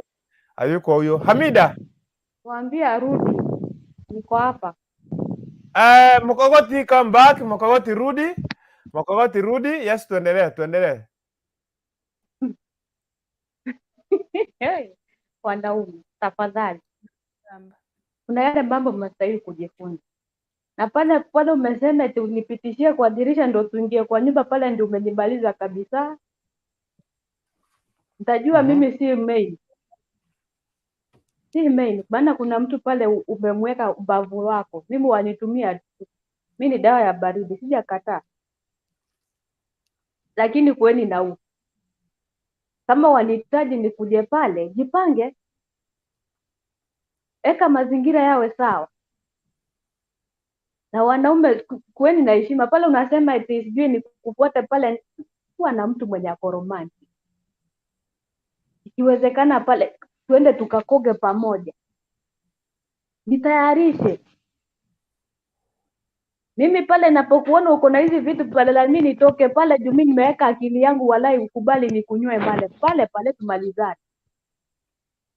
Kama mwataka kubadilisha, mimi nitakunyoa kila mahali. Na kuna baadhi hapa wengine wenye wanakuanga one minute man. Umenikula 1 minute, ushamaliza, mimi mwenyeta hapo ndo najisifu wao nishamkula nini? Kwio. Mimi kama ni shughuli nakuja full kizunzi. Sichezi. Kieleweke, ndio najua pale unapotoka pale, na hao wanaume wajinga ndio wakauna mama maneno pale hivi. Wana midomo kama wanawake. Hawana siri. Wewe mwenyewe nikianza kutoa hizi siri zako vile ulikuwa karibia lazima ukifika pale uenda kumwaga mbegu zako walia kama mtoto mdogo. Nikizitoa pale utakuwa na nguvu ya kuongea. Hawa ndio baadhi wanakimbia pale nje, sijui nimetembea na Halima, sijui nililala na Halima alikuwa hivi na hivi. Wewe tumeshakujua, tumeongea ya kwako. Hatujayaongea. Hivyo muwe na siri. Na umuwe kama mmeambiwa leo sitaki, jua kuna kitu imefanya huyu mwanadada hataki. Labda jana alikuwa na mwingine, anashuku akikupa utajua. Anaficha. Kwa hivyo akikuambia mheshimu tu. Mambo na kutifuana sijui mpige nini makofi pale hamna. Ni kuelewana. Pale umeniita nyumbani, ndio umeniita nyumbani, umeniita pale. Nije kuona nyumba huku niambia, Halima ukifika pale nyumbani ndio wakuja kuona nyumbani, lakini ujue nataka vya kwangu. Nitayarishe. Mimi si malaika. Nikajua unataka hicho kitu. Wachaneni kuassume things. Kuweni mature. Wacheni kuwa small boys bikini. Be mature. Let's talk out. Nitayarishe. Si pale nimefika ndio umeanza kutoa manguo zako mwenyewe. Hata vitu vingine jamani. Mwenyewe umechomwa tu hilo rungu lako, hata zitafadhali la kujogoo. Kadogo kenyewe ukiangalia nyingine hata istahili kuongelelea chua. Useme sasa ikupe. Wewe mtoto ni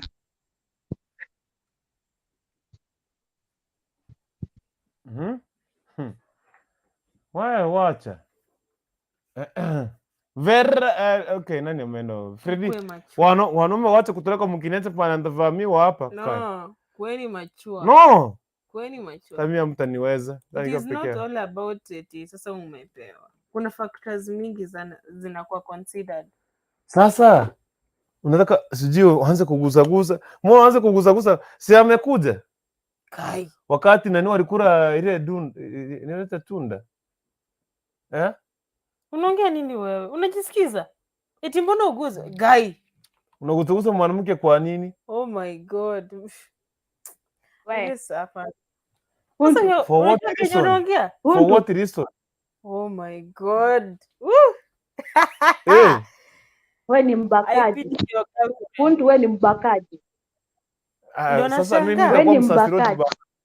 Mimi ni msasiroti. Amna. Pale mimi nimetoka, ujue kila mtu ana mawazo yake. Mimi nimekuja pale ndio nimekuja, lakini hisia ziko kwingine. Tafuta hizi ni appetize, yani lete kwenye msisimko. Nisie kwenye mtu wako. For what reason? You have come, you know, umekuja kwangu. Obvious. Ukienda kwa mwanaume, hamwendi kuimba, hamwendi kuhubiri, hamwendi hata kama najua. Shughuli, you be ready. You go and yani sisi mwana sisi tukuzwangi na tuko very ready. Ya mwanaume ko very ready. Nchi ni can stand up and wote nikwambie kurukuntu. Mwanaume kuamsha dude lake alina mpangilio. Mwanaume bora tu ametazama. Ai wewe hapo umeongea mbaya. Eti haina mpangilio.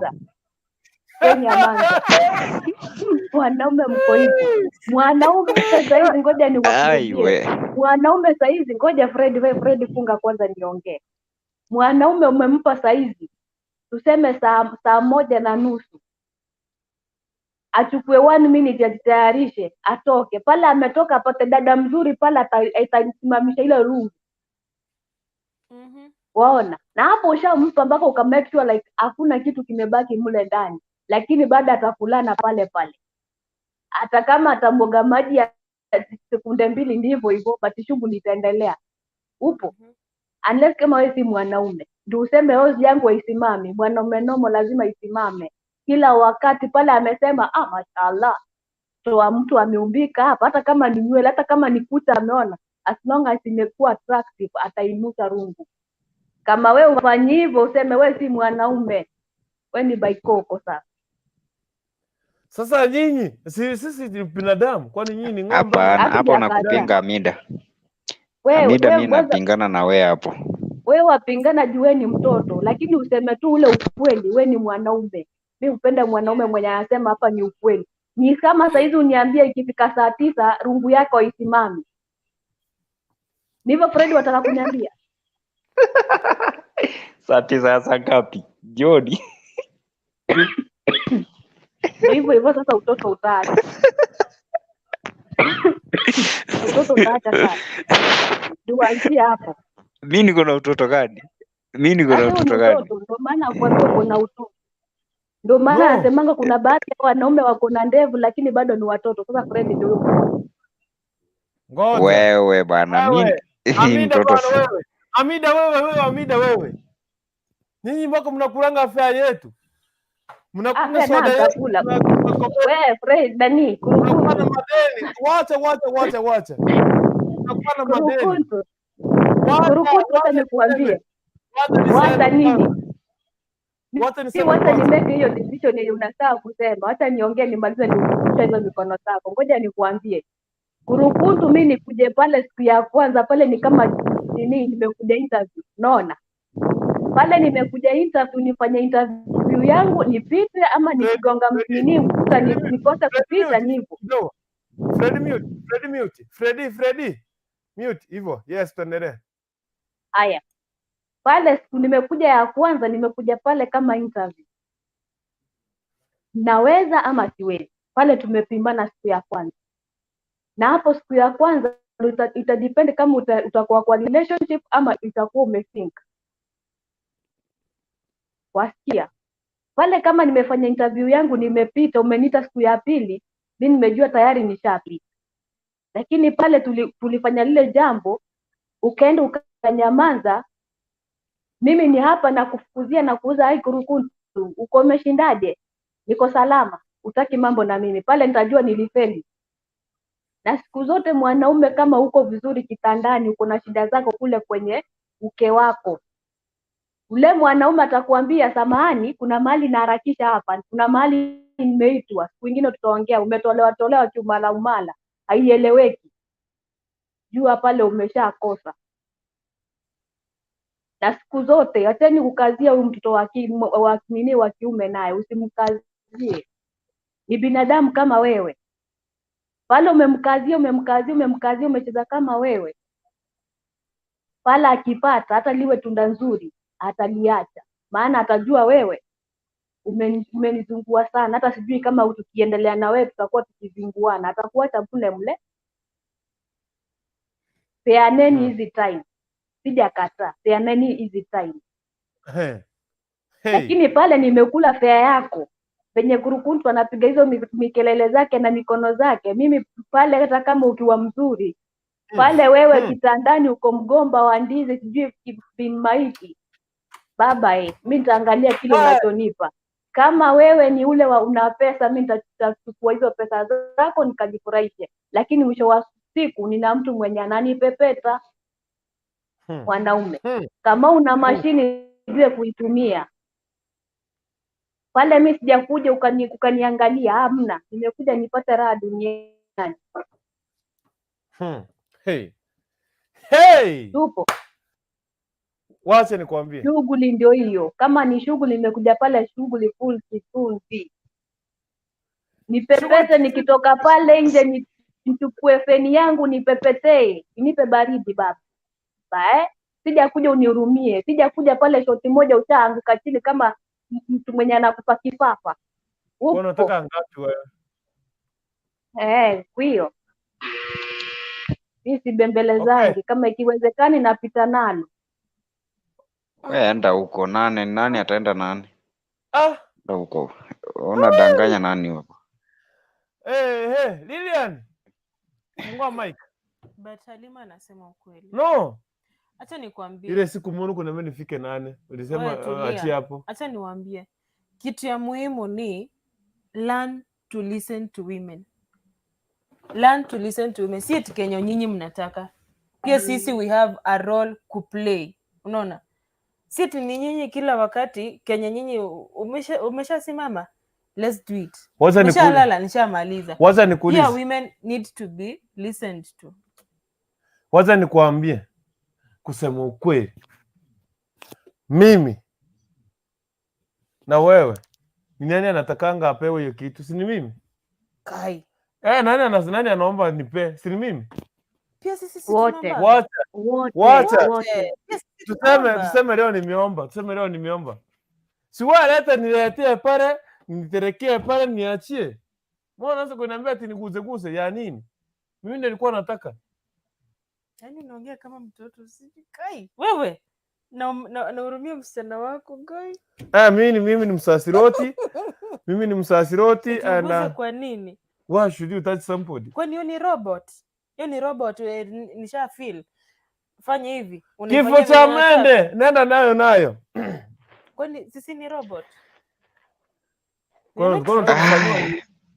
Wewe Arima, umeongea maneno mazuri saa zingine, lakini kitu kingine kuna kitu hatukuelewana.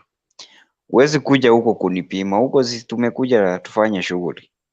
Huwezi kuja kunipima huko eti uchapanga nyumba nini eti hauko ready, tunanyesha.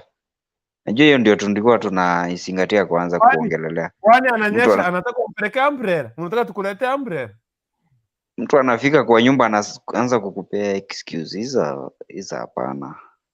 Excuses hapana. Wacha tu game ianze, na game ikianza lazima mprepare nyinyi wote. Si eti wewe tu umekaa kama na unajua kuna wake wengine tu ako tu kama unafikiria ni kaseti anasoma tu, ameconcentrate kwa kitu fulani tu, yeye amenyamaza tu, hata ukigusa astuki. Sasa mtu kama huyo akupei rada na yeye,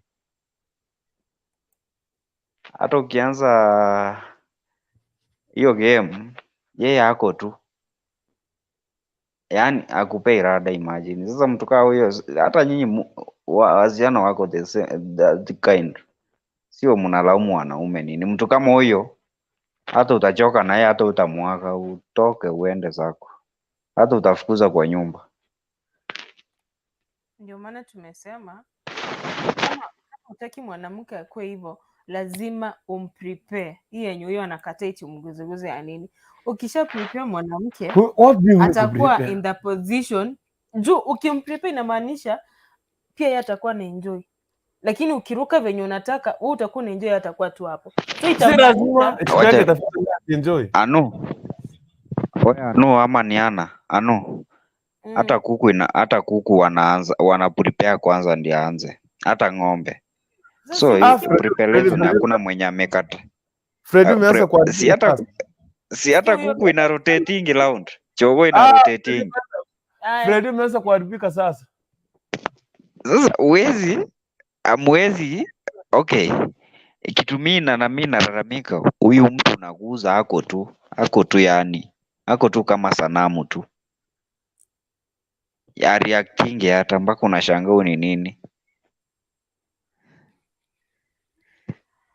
Fred marehemu wachie hao wenye wamekufa wapeleke kimini kwenye chumba cha kuhifadhia wafu. Kuza yeye takataka huyo mkuze. Mambo kama ni nyege ni kunyegezana. Si ndio hiyo? Kushika tushikane. Tucooperate wote wawili, maana hapa tumekuja kuenjoy. Hatujakuja kuangalia. Lakini usianze mgomba umekaa pale, mimi tafadhali. Ikiwezekana mpige teka ende. Asaidi kuingia huyu. Lakini na wewe usifike aanze kunipea my excuse. Right. Hiyo nayo weka Freddy kwenye tujakubaliana ni ile. Hapa nimekuja, nimepata hauna kitu. Afadhali kuku. Unaona ule kuku, afadhali tuseme nani? Kuku. Sina kitu gani? Hamna kitu kabisa, hamna kitu. Kitu gani? Hamna kitu gani? Wote kudanganyana. Kitu ni Sikiza, waja nikufunze hiyo reproduction sasa, about it hiyo sasa. Nimetulia. Freddy. Yes. Hold on kidogo.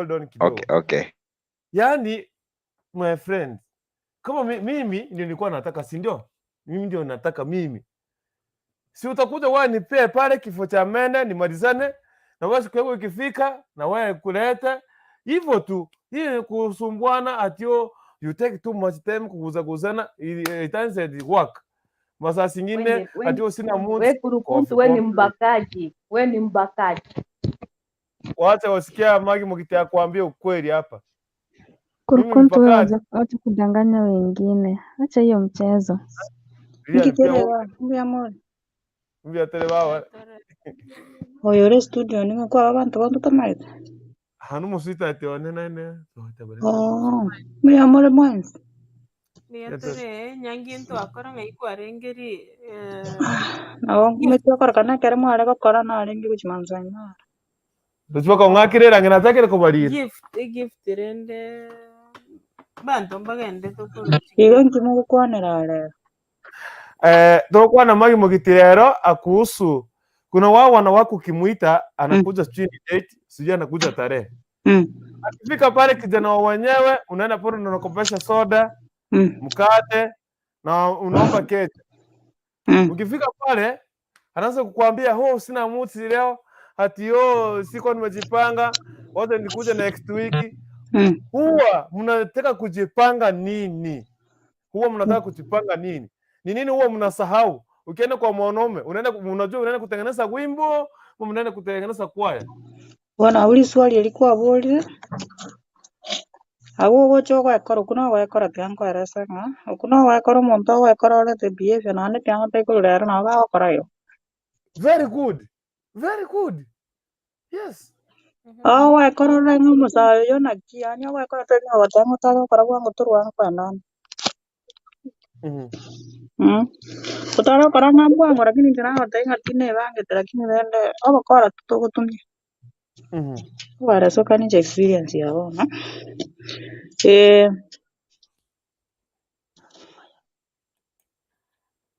Kwa hiyo oyo akoro kunga wana bakunga gratisimi.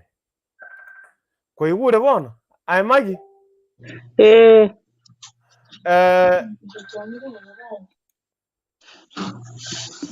so that's bago kwa ngikere mwata bana ndike one musubati awona mutagete awona tete na bamagi mugiti bara tari mote nganya kumukuna.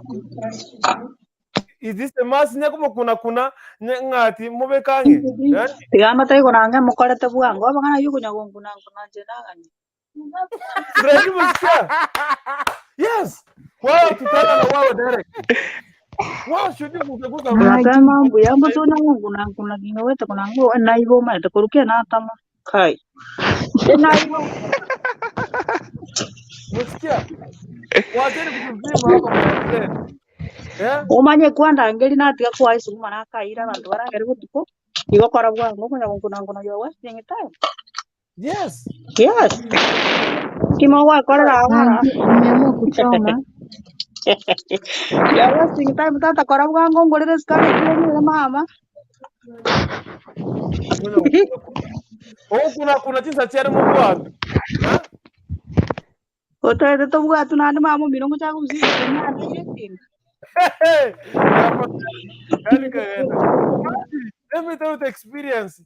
Kana ngombo nikaenda nikomba keja. Sema kweli. Freddy mute kidogo. Iwa. Nikomba keja. My friends, mvua ilikuwa inanyesha. From there nikaenda nikakopesha soda, mkate. Endongelie kiabu ne mbuletu.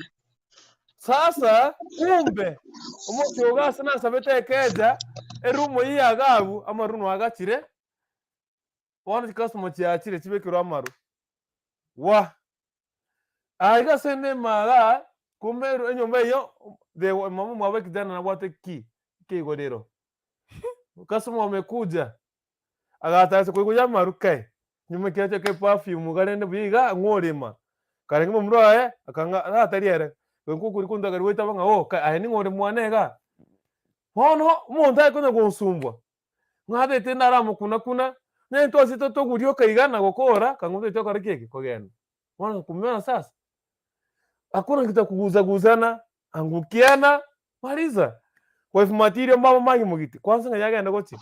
Yes. Verate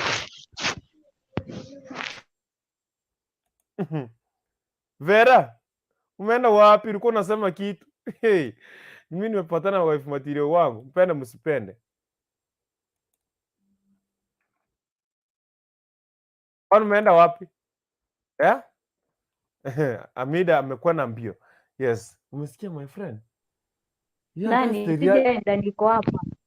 Niko hapa. Huyo mwenye amesema sijui mwangukiana sijui kama kuku ni sawa, maana kuna hao wenye wako wale wa haraka haraka, wale wa kuibaiba. Mimi hapo nimekuja full time, sina haraka. Ni unitayarishe polepole. Leta Chasto. Justo. Changamka bana, leta Chasto ni mwanaume. That's a man. You should bring a man like a special gift. Yeah, man is a man. Mugita amenishtua. Justo mambo.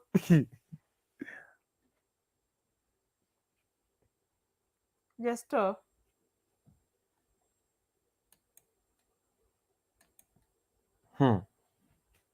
Justo, unanisikiza? Ni kama network ndio problem. Halafu Freddy wakikataa kukupea, ukikasirika, ukimgonga gonga sirap, sasa anaamua kukupatia. Sasa mti zinatoka wapi? Wakati umepiwa. Zinatoka wapi? Unajua urukundu sio kugonga sirapu, si unararua hiyo kitu bwana. Ama unapenyesha kando. Unararua kwanza. Unasukuma yeye anarudi position basi. Hiyo nayo hawezi kuja kunipea excuse. Lazima ama akuwe nani, lazima. Kwani alikuja nini? Hajakuja kusurvey. Let them know this. At the moment umeenda kwa chumba cha mwanaume, wewe mwanamke tafadhali. The moment you have stepped in that house, yani mko wawili, hakuna siku nyang'au na mbuzi zitakaa rumu moja pamoja zianze kukula nyasi pamoja, ila tu nyang'au itageuka mbuzi na ikule. Jua hivyo. Ukienda kupanga, ukienda mmeingia nyinyi mahali mko wawili peke yenu, the two of you are two. Just set your mind na patiana. Set that your mind. I'm going to give. Lonely Paris. Leoni mambo? Poa sana. Kuja kwa kamera. Poa sana Debo. How are you? I'm fine, thank you. So mimi, you don't hide from the camera. You are the opposite. No. Ngorochi. Hata kuonyesha nywele. Onyesha that Ivo. She's the one.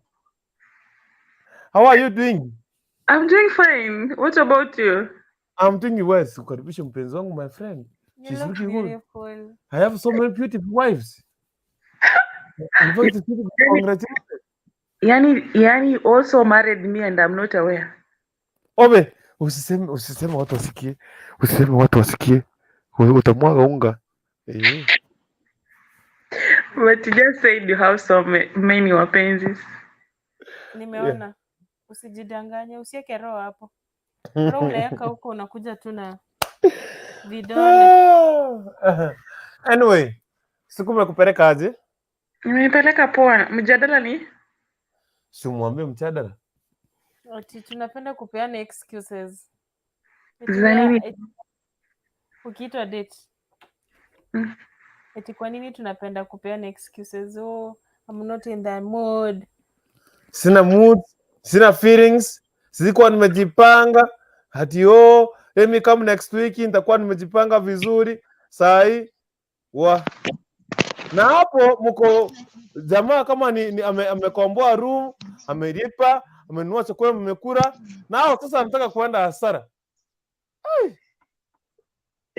Tunapeni excuse. Sasa tumeitwa date and we are not in the mood ya kwenda. Okay, ina depend nani amekuita hiyo date kwanza. Very good. Siri boyfriend wako? Amu boyfriend?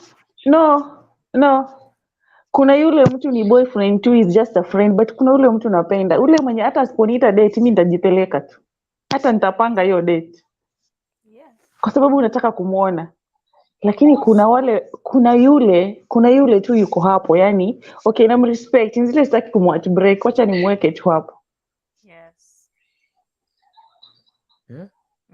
He's a friend. I need him. I know why he's there. He has his benefits. Yeah? No. Yes. No. Babe, you are kumbe inakuanga hivyo. Si kila mtu nitasema. Si kila mtu nitaita babe, inamaanisha ni babe. Yes. Hata yule sweetheart wa rohoni maybe simuitangi babe, simuitangi sweetheart, namuita jina. Okay. Kuna kitu sijakuelewa hapo. Ujaelewa nini? Mmedate na mtu. Okay, mnakatiana na mzee. Yeah. Hujaienda kwake, amekubea date. Umeenda kwake the first time. Unafaa kumpea excuse ama unafaa uadhere the rule? Wait, tumedate for how long like?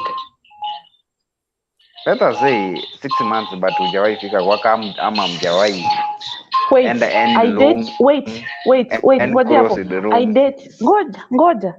I date with you for 6 months and we are in the same, almost in the same locality na tujai meet. Like, are you for real? Muna meet but mjai meet ile sasa hii ya mapenzi sasa. Hatujai meet ile ingine. Tuna meetingi tu ya kukunywa kahawa na kukula chips, ndio?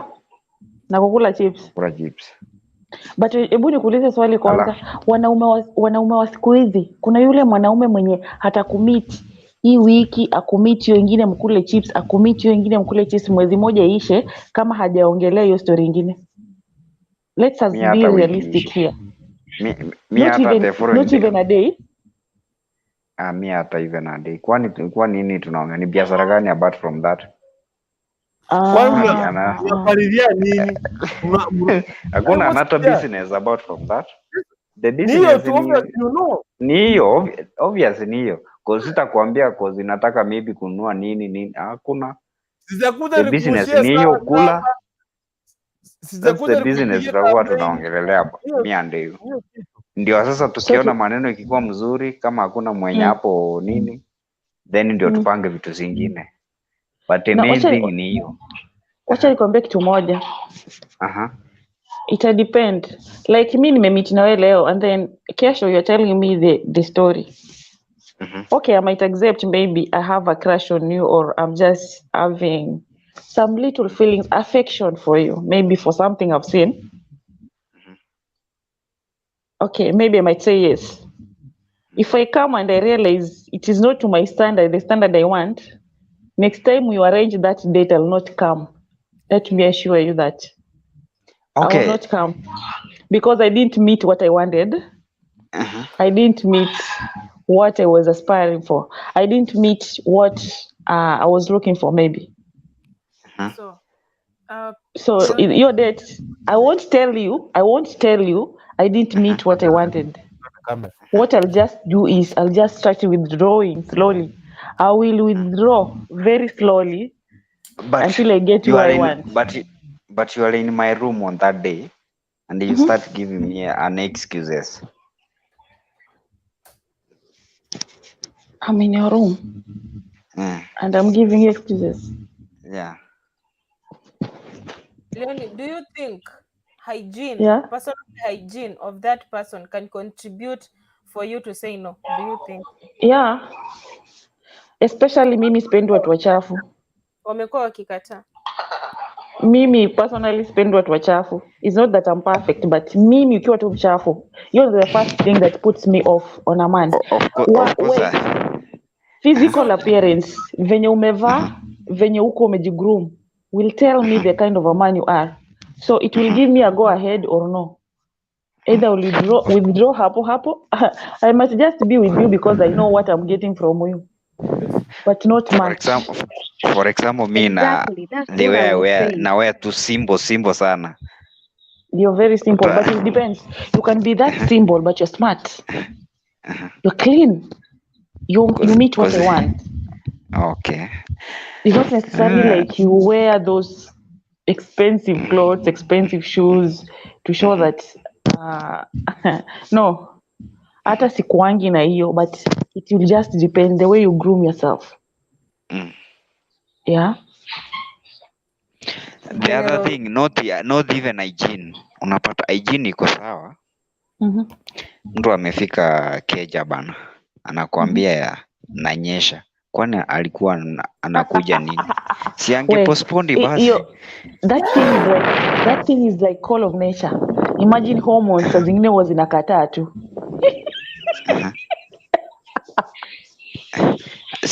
Okay, on my side I must confirm. What do you want to confirm? You don't trust me? Nikikwambia nanyesha, you must just trust me. Because I was ready. Me, I was totally prepared. You're totally prepared, but me mentally and everything, maybe there's something just cut me off from the mood. Maybe I came just to please you, not necessarily was I in the mood. So there's no way I'll just be there to hurt myself like I want to please you. While me, myself, I'm not enjoying anything. Why should I do that? Why? Tuambiane ukweli. Wacha nikuambie kitu moja. Let me tell you one thing. You know, there's something that we don't really understand as human beings. Something with intimacy, something with intercourse, something with, let's me say generally sex. It's something we should enjoy, right? Me and you should enjoy. Exactly. Sasa hakuna haja mimi nijipeane kwako simply because I want to satisfy you, I want to make you happy. And mimi hakuna kitu na feel like I'm faking everything. It doesn't add up to. Hakuna haja. Afadhali nikwambie ukweli staki. Ikuume ufanye chenye utafanya ufanye, but for me Ready? Nimeacha wakikupiga ndio nimerudi sasa. Wamenipiga lakini mimi unajua ni yule bwana. Ni yule. Hata nijibu leo ni saa na niende. Tuniko kazi. Unanijibu na unakaa hapo au unijibu ukienda. Nitaendeleza. Unijibu na uko ready. Okay, nataka nikuulize. Wewe umetoka kwenu umetoka kwenu huko Nyaribari, umekuja mpaka huko South Mogirango Kusini, nimetuma fare yangu. Ukuje uanze kuniambia tunanyesha. Sure. Aya. Na kama nanyesha, kama ni serious nanyesha? No. Kwa nini ulikuja? Unakuja aje ukinyesha? Mimi ngoja. Nikikula fare ni nyamaze alikula fare. Nikikuja unione uprove yenyewe nanyesha, amekuja ananyesha. Nini kama wanaume, what do you always want? Alikuja yes alifika. Ama alikula fare kanyamaza akaniblock. Leon, unajua mwanaume akiprepare psychologically akisema anataka. Unajua hivyo? Ukinipea fare ulikuwa unaniambia nikuje unataka. Ama uliniambia unataka kuniona. Wewe unajua kuja. Tuambiane ukweli hapa. Wewe did you in fact you should mimi personally. In fact my boyfriend should tell me in advance 1 week in advance. Honey, I need you on this date. So I'll be sending fare so that I can also prepare myself in that 1 week. You can't just wake up in the morning and tell me I want to see you today. I'll disappoint you directly, not indirectly. Directly, I will come. Nitakuja. In fact, utasema hiyo fare nikuje. Mimi ndararua suruali. Alafu hapo nao utakufa. Tutapigana mangumi. Have you ever met a mad woman? Sitaki kujua hata ukiwa mad woman, sitaki kujua hiyo nayo.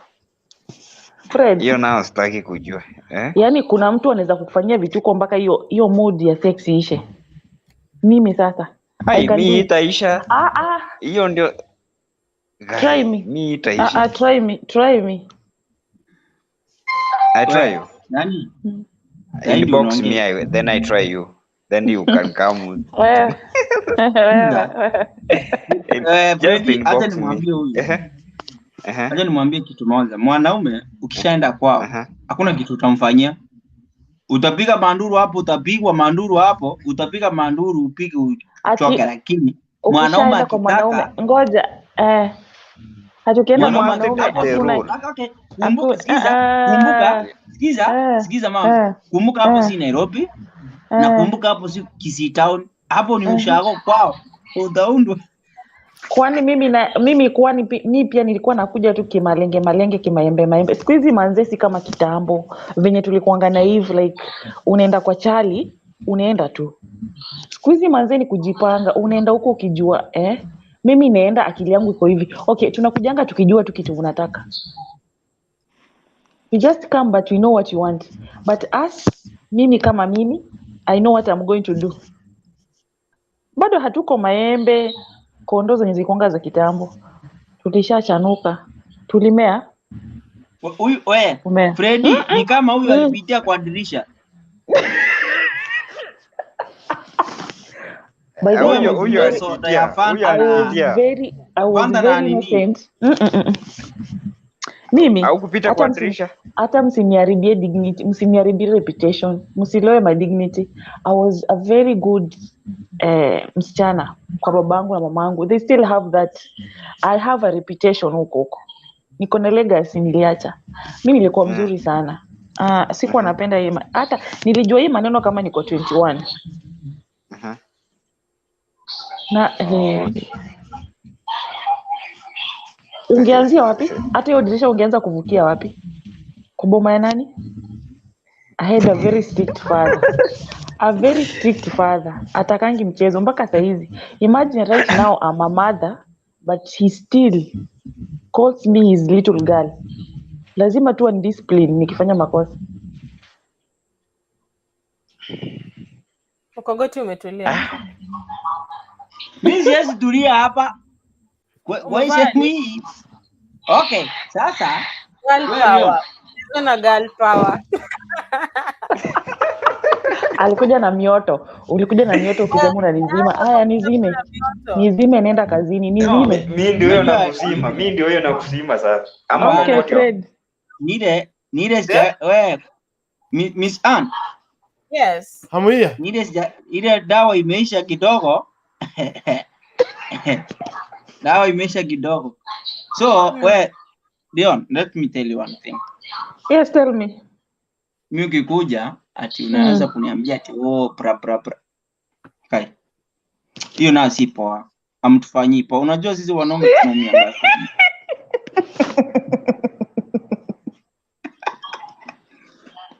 So, finally, I just won this. Like, finally I won. Huh? Yes. Yes. Like, they've surrendered. Yes. They've just bowed. Yes. Igwe. No. Igwe. We are here. And tuko hapa. We were to tell you. Hakuna. No, Miss Ann lazima upeane. Because umekuja guy. Hiyo lazima bwana. Hiyo lazima. No, let us be sincere. Lazima ufunue ifunguliwe bwana. Umekuja kufanya nini? Hadi tutoulizana ukweli Mkogoti. Leon, umelala. Umekuja kwangu. Nimekuja kwa. Nimekukatia. Na kuambia kutaka sisi. Umekuja kwangu. Umekaa sitting room. Sasa umekuja what have you come to do? What have you come to do? Umekuja kuangalia sinema. Mimi nimekuleta. Kama nikumweke nje tutapiti outside then. Mimi siwezi kuja kukuvisit, yani nimekuja kutembelea, nimeenda kutembelea boyfriend. Lazima tu nikuje, nikikuja kila siku ni sex. Nani alikuambia? Inafanyika wapi? Ai wewe bwana. Huyu Beris tumepata ni yule mwenye alipitia kwa dirisha na alikunywa soda ya Fanta. Sasa yeye anaelewa maisha. Namkata. Nini kuna ile ilikuwa inaitwa aje ile super diff. Modesta kuja unisaidie. Modesta fungua mic unisaidie. Mkogoti. Ilikuwa inaitwa aje? Twist. Ile twist ile kale kalikuwa kati. Super diff unajua ile unanunua ya 5 bob. Hizo vitu tulipitia. Hizo vitu tulikunywa. Exactly sasa. Sasa ambia Anita basi. Hiyo kitu mbaya. Mnajua tu mnaongea story. Mnajua mnaongea story yote bwanangu akiwa hapa anasikiliza. Hiyo ndio maisha tumepitia. Mbona mnachoma hapo? Hiyo ndio maisha tumepitia. Sasa si anajua tayari alikuwa anapitisha kwa huko nini? Kwa dirisha. Sita tunasikiza hii maneno. Na unachoma jameni. Mnamsikia? Sita tunasikia? Nakusikia. Unasikia wanasema ati tulivukia kwa ati mimi nilivukia kwa dirisha nikikuja kwako. Waambie si kuvuka kwa dirisha. Nilipitia right. Inaitwa nini? Lakini ukupita main gate. Sikieni ako anaongea, wacha nimweke kwa mic msikie. Nitamweka wapi kwa mic? Waniwekea wapi kwa mic? Mpatie link ya kutu. Nikupatie link. Nikupatie link. Babe, nikupatie link. Amekataa mwogopa. Okay. Anaogopa. Modesta. Modesta. Mauti. Yes. Mambo. Niambie. Deno. Oh. Deno, ukimaliza hapa nitumie message, nataka kukuongelesha. Sawa, it's okay. Acha niongeleshe mtu wangu alale, anasema nataka kulala. It's okay. Modesta. Deno niambie. Siku umekupeleka aje? Niko poa tu. Kazi ndo shida. Kazi mingi. Unaona tuna match? Are we matching? Wewe unakaa kama ulikula mwogo yenye imechomwa. Nanzaga. Na uji. Aiga kimodesta. Poa sana. Nilikuachanga sasa ndio maana kuna mwako nikamea mbele ya watu. Mimi ukikaa na mimi nitakuwekelea sufuria ya kichwa. Mokoti ameenda wapi? Na ni yeye nilikuwa nataka kuuliza swali. Mokoti come back. Sijakusikia. Mokoti huyo nataka kumuuliza swali. Leo sina earphones, naongea pole pole. Niko tu. Sasa kulikundu. Leta Modesta mumpatie mada. Atakuelewa vizuri ile lugha yenye mnatumia. Iko common Kenya mzima. Sawa. Enda ukoge, acha mimi nipande juu nikalale. Sasa huyu. Si nimeona dingi. Umesema unataka kwenda kuoga. Sina kupatia time uende ukaoge, ukule kama uje kula upumzike. Kesho ni job. Kesho ni Thursday. Nimemtoa. Amesahau anatumwagia. Yaani leo ni Paris, unasahau unaongea kila kitu mpaka tumesikia asiri. Anyway, nimekufungia mic. Karibisha Modesta. Modesta, karibu kwa mjadala. Hao watu wanataka kutuaga chini, wanatuambia kwamba we don't have a say. Eti wao ndio wanafaa. Who said so? Mbona wanaume wameniona wametoroka? Kwani mimi ni mwanamke? Amaya. Baba, unajua mambo ikienda kombo unaepanga unaenda nyuma ya tenti. Oh, Freddy is here. Freddy in fact yako hapa hajaepa. Mimi ni mwanaume niko hapa. Yes. Mokoti yako wapi huyu Mokoti? What is coming? Mokoti is coming. Now let me ask you guys. Yes. When you are dating someone, you have invited that person to come. Kwani mnakuanga mnaongojea kama kuku inataka ingine itoke kwa gesera ndio iende kutana? Si unaongojea bwana hiyo kitu. Kwani nini unaongojea yeye? Unaongojea umuone ama nini? Si unaongojea hiyo kitu bwana. Hakuna aibu hapo. Umedate mtu for long. Sema is the first time wakupe excuse. Hiyo. Ama ameenda almost a month achakuja date na amekuja anza kupeana excuse. Kwani alikuwa anapea nani? Nakuja mimi kunipea excuse. Hey, chai. Na this one. Jesus Christ of Nazareth. Denu. Yaani ni kusema hata harusi utaki kutupangia tukuje harusi. Wewe unataka kukula mali before harusi. Sasa hiyo mimi. Yes. Unataka kukula mali. You are inviting your girlfriend to come. Yes. And you are waiting for that togonoi. Yes, I'm waiting for it. Kwani unaniletea kitabu ya nchi? It is not just what I'm waiting for. Kai. Lete hiyo kitu. Hey. If it were me, you better make sure utafute kuvuri ufunge mpaka dirisha. Tajua ujui. Hakuna mwanaume atakaa hapo. Kutakuwa na sarakazi kwa hiyo ni hiyo nyumba. kujichocha tu. Hiyo ni Men's kujichocha conference tu. tuliambiwa hivi. Ikiwa wamekataa kukupatia, waachana na yeye pole pole, tafuta mwenye analeta hizo vitu na anapatia watu wanakula. Kwani utashinda ukitongelia kama supu na ugali kila mahali sababu amekukata. Maybe this girl wants wakati mtaoana you enjoy that thing very well. Si eti ya kukula hapa unakula saga huku kusema nimechoka na hii saga leo wacha niende kutafuta. Hii ndio wale watu mnaenda kutafuta.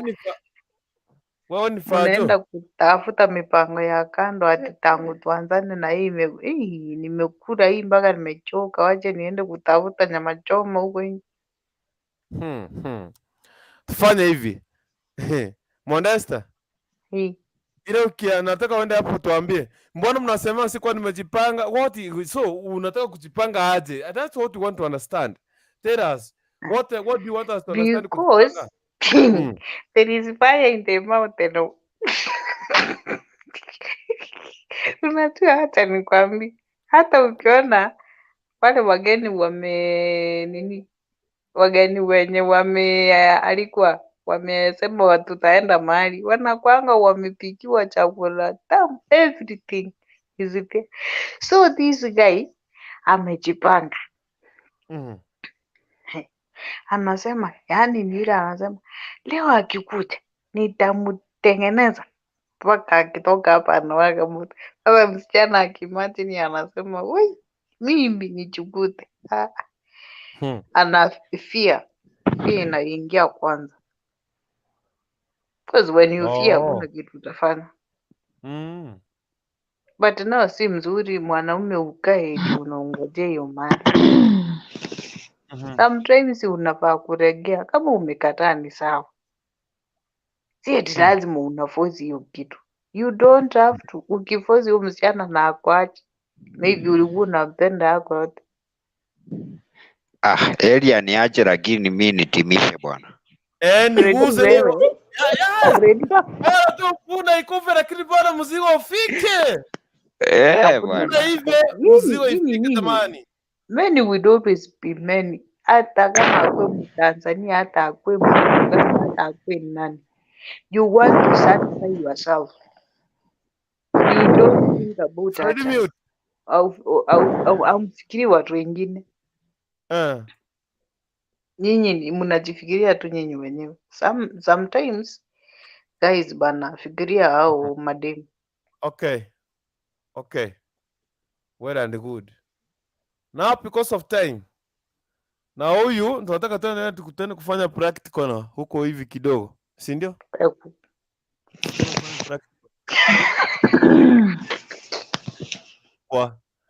So because of time and we want to go to practical session, let's be ready. Situlete nani? Sasa kila mtu neno moja tukimalizia kwa sababu ya muda. Leo nimesurura Nyamira kote, kesho namkia kusurura Nyamira. Ni watu wazuri sana. Because of time, na ukiona macho wangu ameanza kukua mweupe pepe.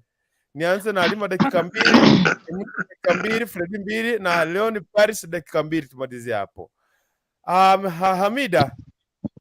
Abe. 2 zako za kwako mtu wangu tukimalizia. Mimi naweza sema wanaume heshimu mwanamke na heshimu hisia zake. Pale umeambiwa haiwezekani, heshimu. Period. Okay. Na tukiomba mtupe muache umbwakini. Mtu Modesta? Nimekuja kwako. Mimi nimesema hivi. Kama we mwanaume unajali na mwenzako, si unataka kuridhisha haki yako ukiumiza mwingine. Sasa ndio ile kitu tulikuwa tunasema kuprikundu. Yaani unataka ukaende, akikuja anaingia tu. Unajua ataweza kaa kama mzigo ile mgomba. Wewe kuja abebe achoke. Hakuna utamu hapo, so peana time bana. Bora mimi nimefeel. Sasa una feel nini kama hakuna asali na nini na machungwa na ndimu na tangawizi na kitunguu saumu? Nimemaliza yangu ni. Si lazima siku hizi unaweza hata ukikula ambao si lazima uweke mafuta, weke na nyanya. Utatiamsha ukule hivyo na utashipa uende. Hiyo utakula kama ukifunga macho. Mimi nitakufinya mpaka All right, wewe Modesta, okay. nitaweka X. Okay, it's okay.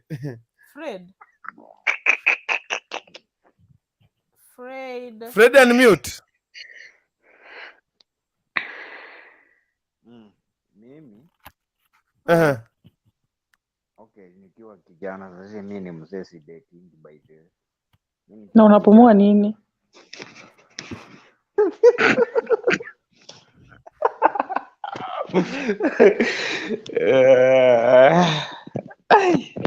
Mimi nikiwa kijana nikidate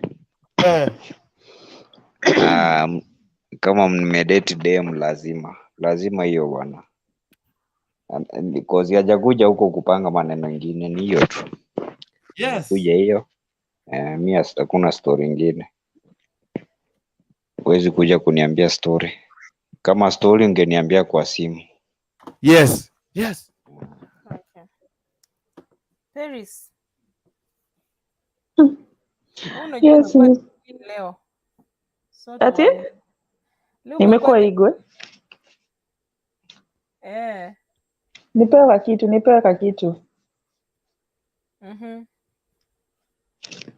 Okay, kitu Modesta alisema it is right na Halima alisema it is right. You know, when there is respect na kuna ile kujali hisia za mwenzako ni vizuri, because nilisema kitu moja ni sex, you need to enjoy it.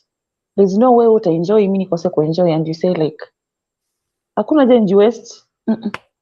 I just tell you the truth. So it is a matter of kuelewa hisia za mwenzako. Yeah. And if you care about someone, unamrespect, unafaa kuelewa hisia zake pia. Na ni wewe tu utafanya hizo hisia zikuja, hata kama amekuja na hana kupea excuse. Give her time. Maybe hisia zitakuja. The way mtreat hapo, hisia zitakuja. Maybe. Yeah. Huyo misho mwambie. All right. Lilian. Teacher baba, fungua mic Lilian. Lilian, fungua mic. Ni kama hajafungua mic. What can you say? Unaweza sema nini? All my women wenye mekuwa kwa show wenye represent vizuri. Wameongea Kenya roho yangu ilikuwa iongee. Akina Halima, Paris, Modesta.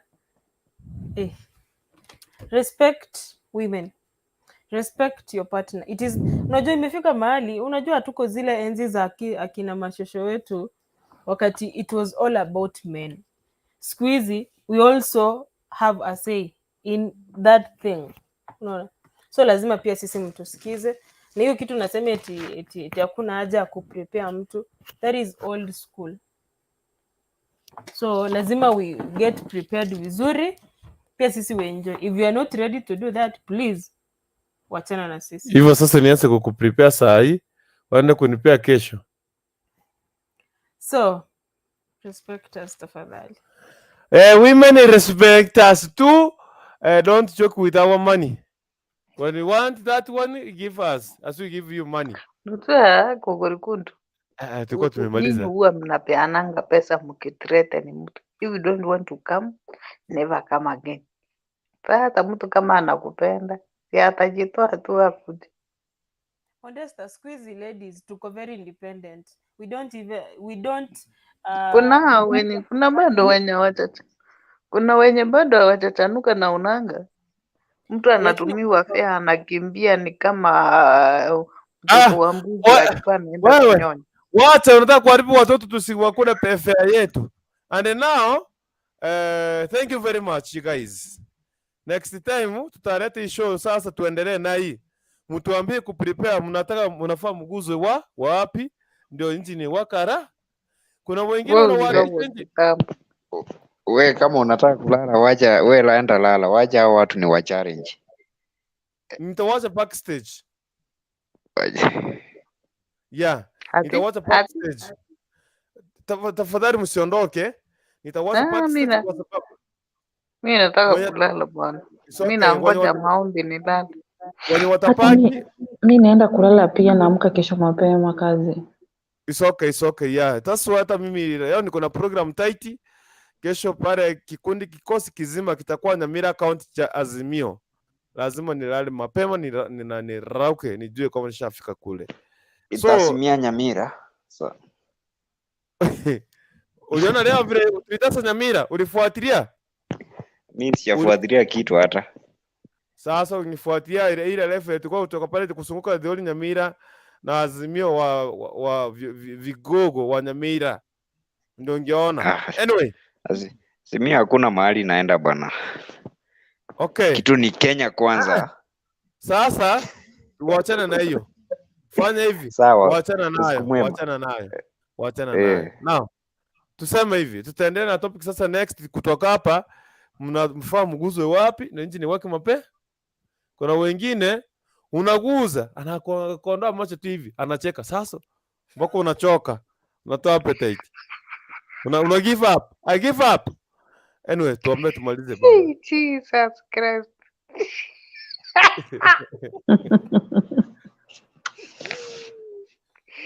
Yes. Kukurikundu utafanya nitafute bwana hivi karibuni. Wewe tuombe bwana. Pray for us. Watu naomba nyamazeni. Yes. Tuamini na tuombe. Asante Mwenyezi Mungu kwa siku ya leo. Asante kwa kipaji cha uhai. Tunashukuru kwamba umetulinda kuanzia siku ilivyoanza hadi tumefika wakati huu. We thank you, Jesus, for the gift of everything that you have come and the far that you have come, Lord. In this discussion that we have presented into your able hands, Lord, that whatever that we discussed, mighty Father, may be a blessing into our lives. Whatever that isn't pleasing into your eyes, oh Lord, we pray that you may forgive us. And anything that you've discussed that is going to build us, mighty Father, we pray that you may help us so that it may build us according to your holy will. As we're going to sleep, mighty Father, we pray that you may send your holy angels so that they may guide us, protect us with the precious blood of your Son, Jesus Christ, so that when tomorrow comes in the morning, when everyone is going to his or her various areas of work, may your will be done in their areas of work. In Jesus' name I pray and believe. Amen. And with the grace of our Lord Jesus Christ, the love of God, the fellowship and the fellowship of the Holy Spirit be with us now and forevermore. Shalom, usiku mwema nyinyi wazuri wangwana. Tupatane leo ni Thursday. Leo ni wale wako single, tupatane. Wale wengine tumkuje mtuambie tutafaa kuguza wapi nchini waka haraka. Tena bado uko single na niko hapa. Si uliniacha? Sasa nilikuacha na wewe uko sawa. Nakupigia na Paris, nakupigia pale, nakupigia tukitoka hapa hivi. I'm calling you back. So guys, thank you for watching, thank you for sharing, thank you for subscribing, and thank you for inviting more visitors. And this is to Dennis and Miss Anu. And now wacha nitoke na rangi yangu niende kupaka wa Afrika rangi nyeusi.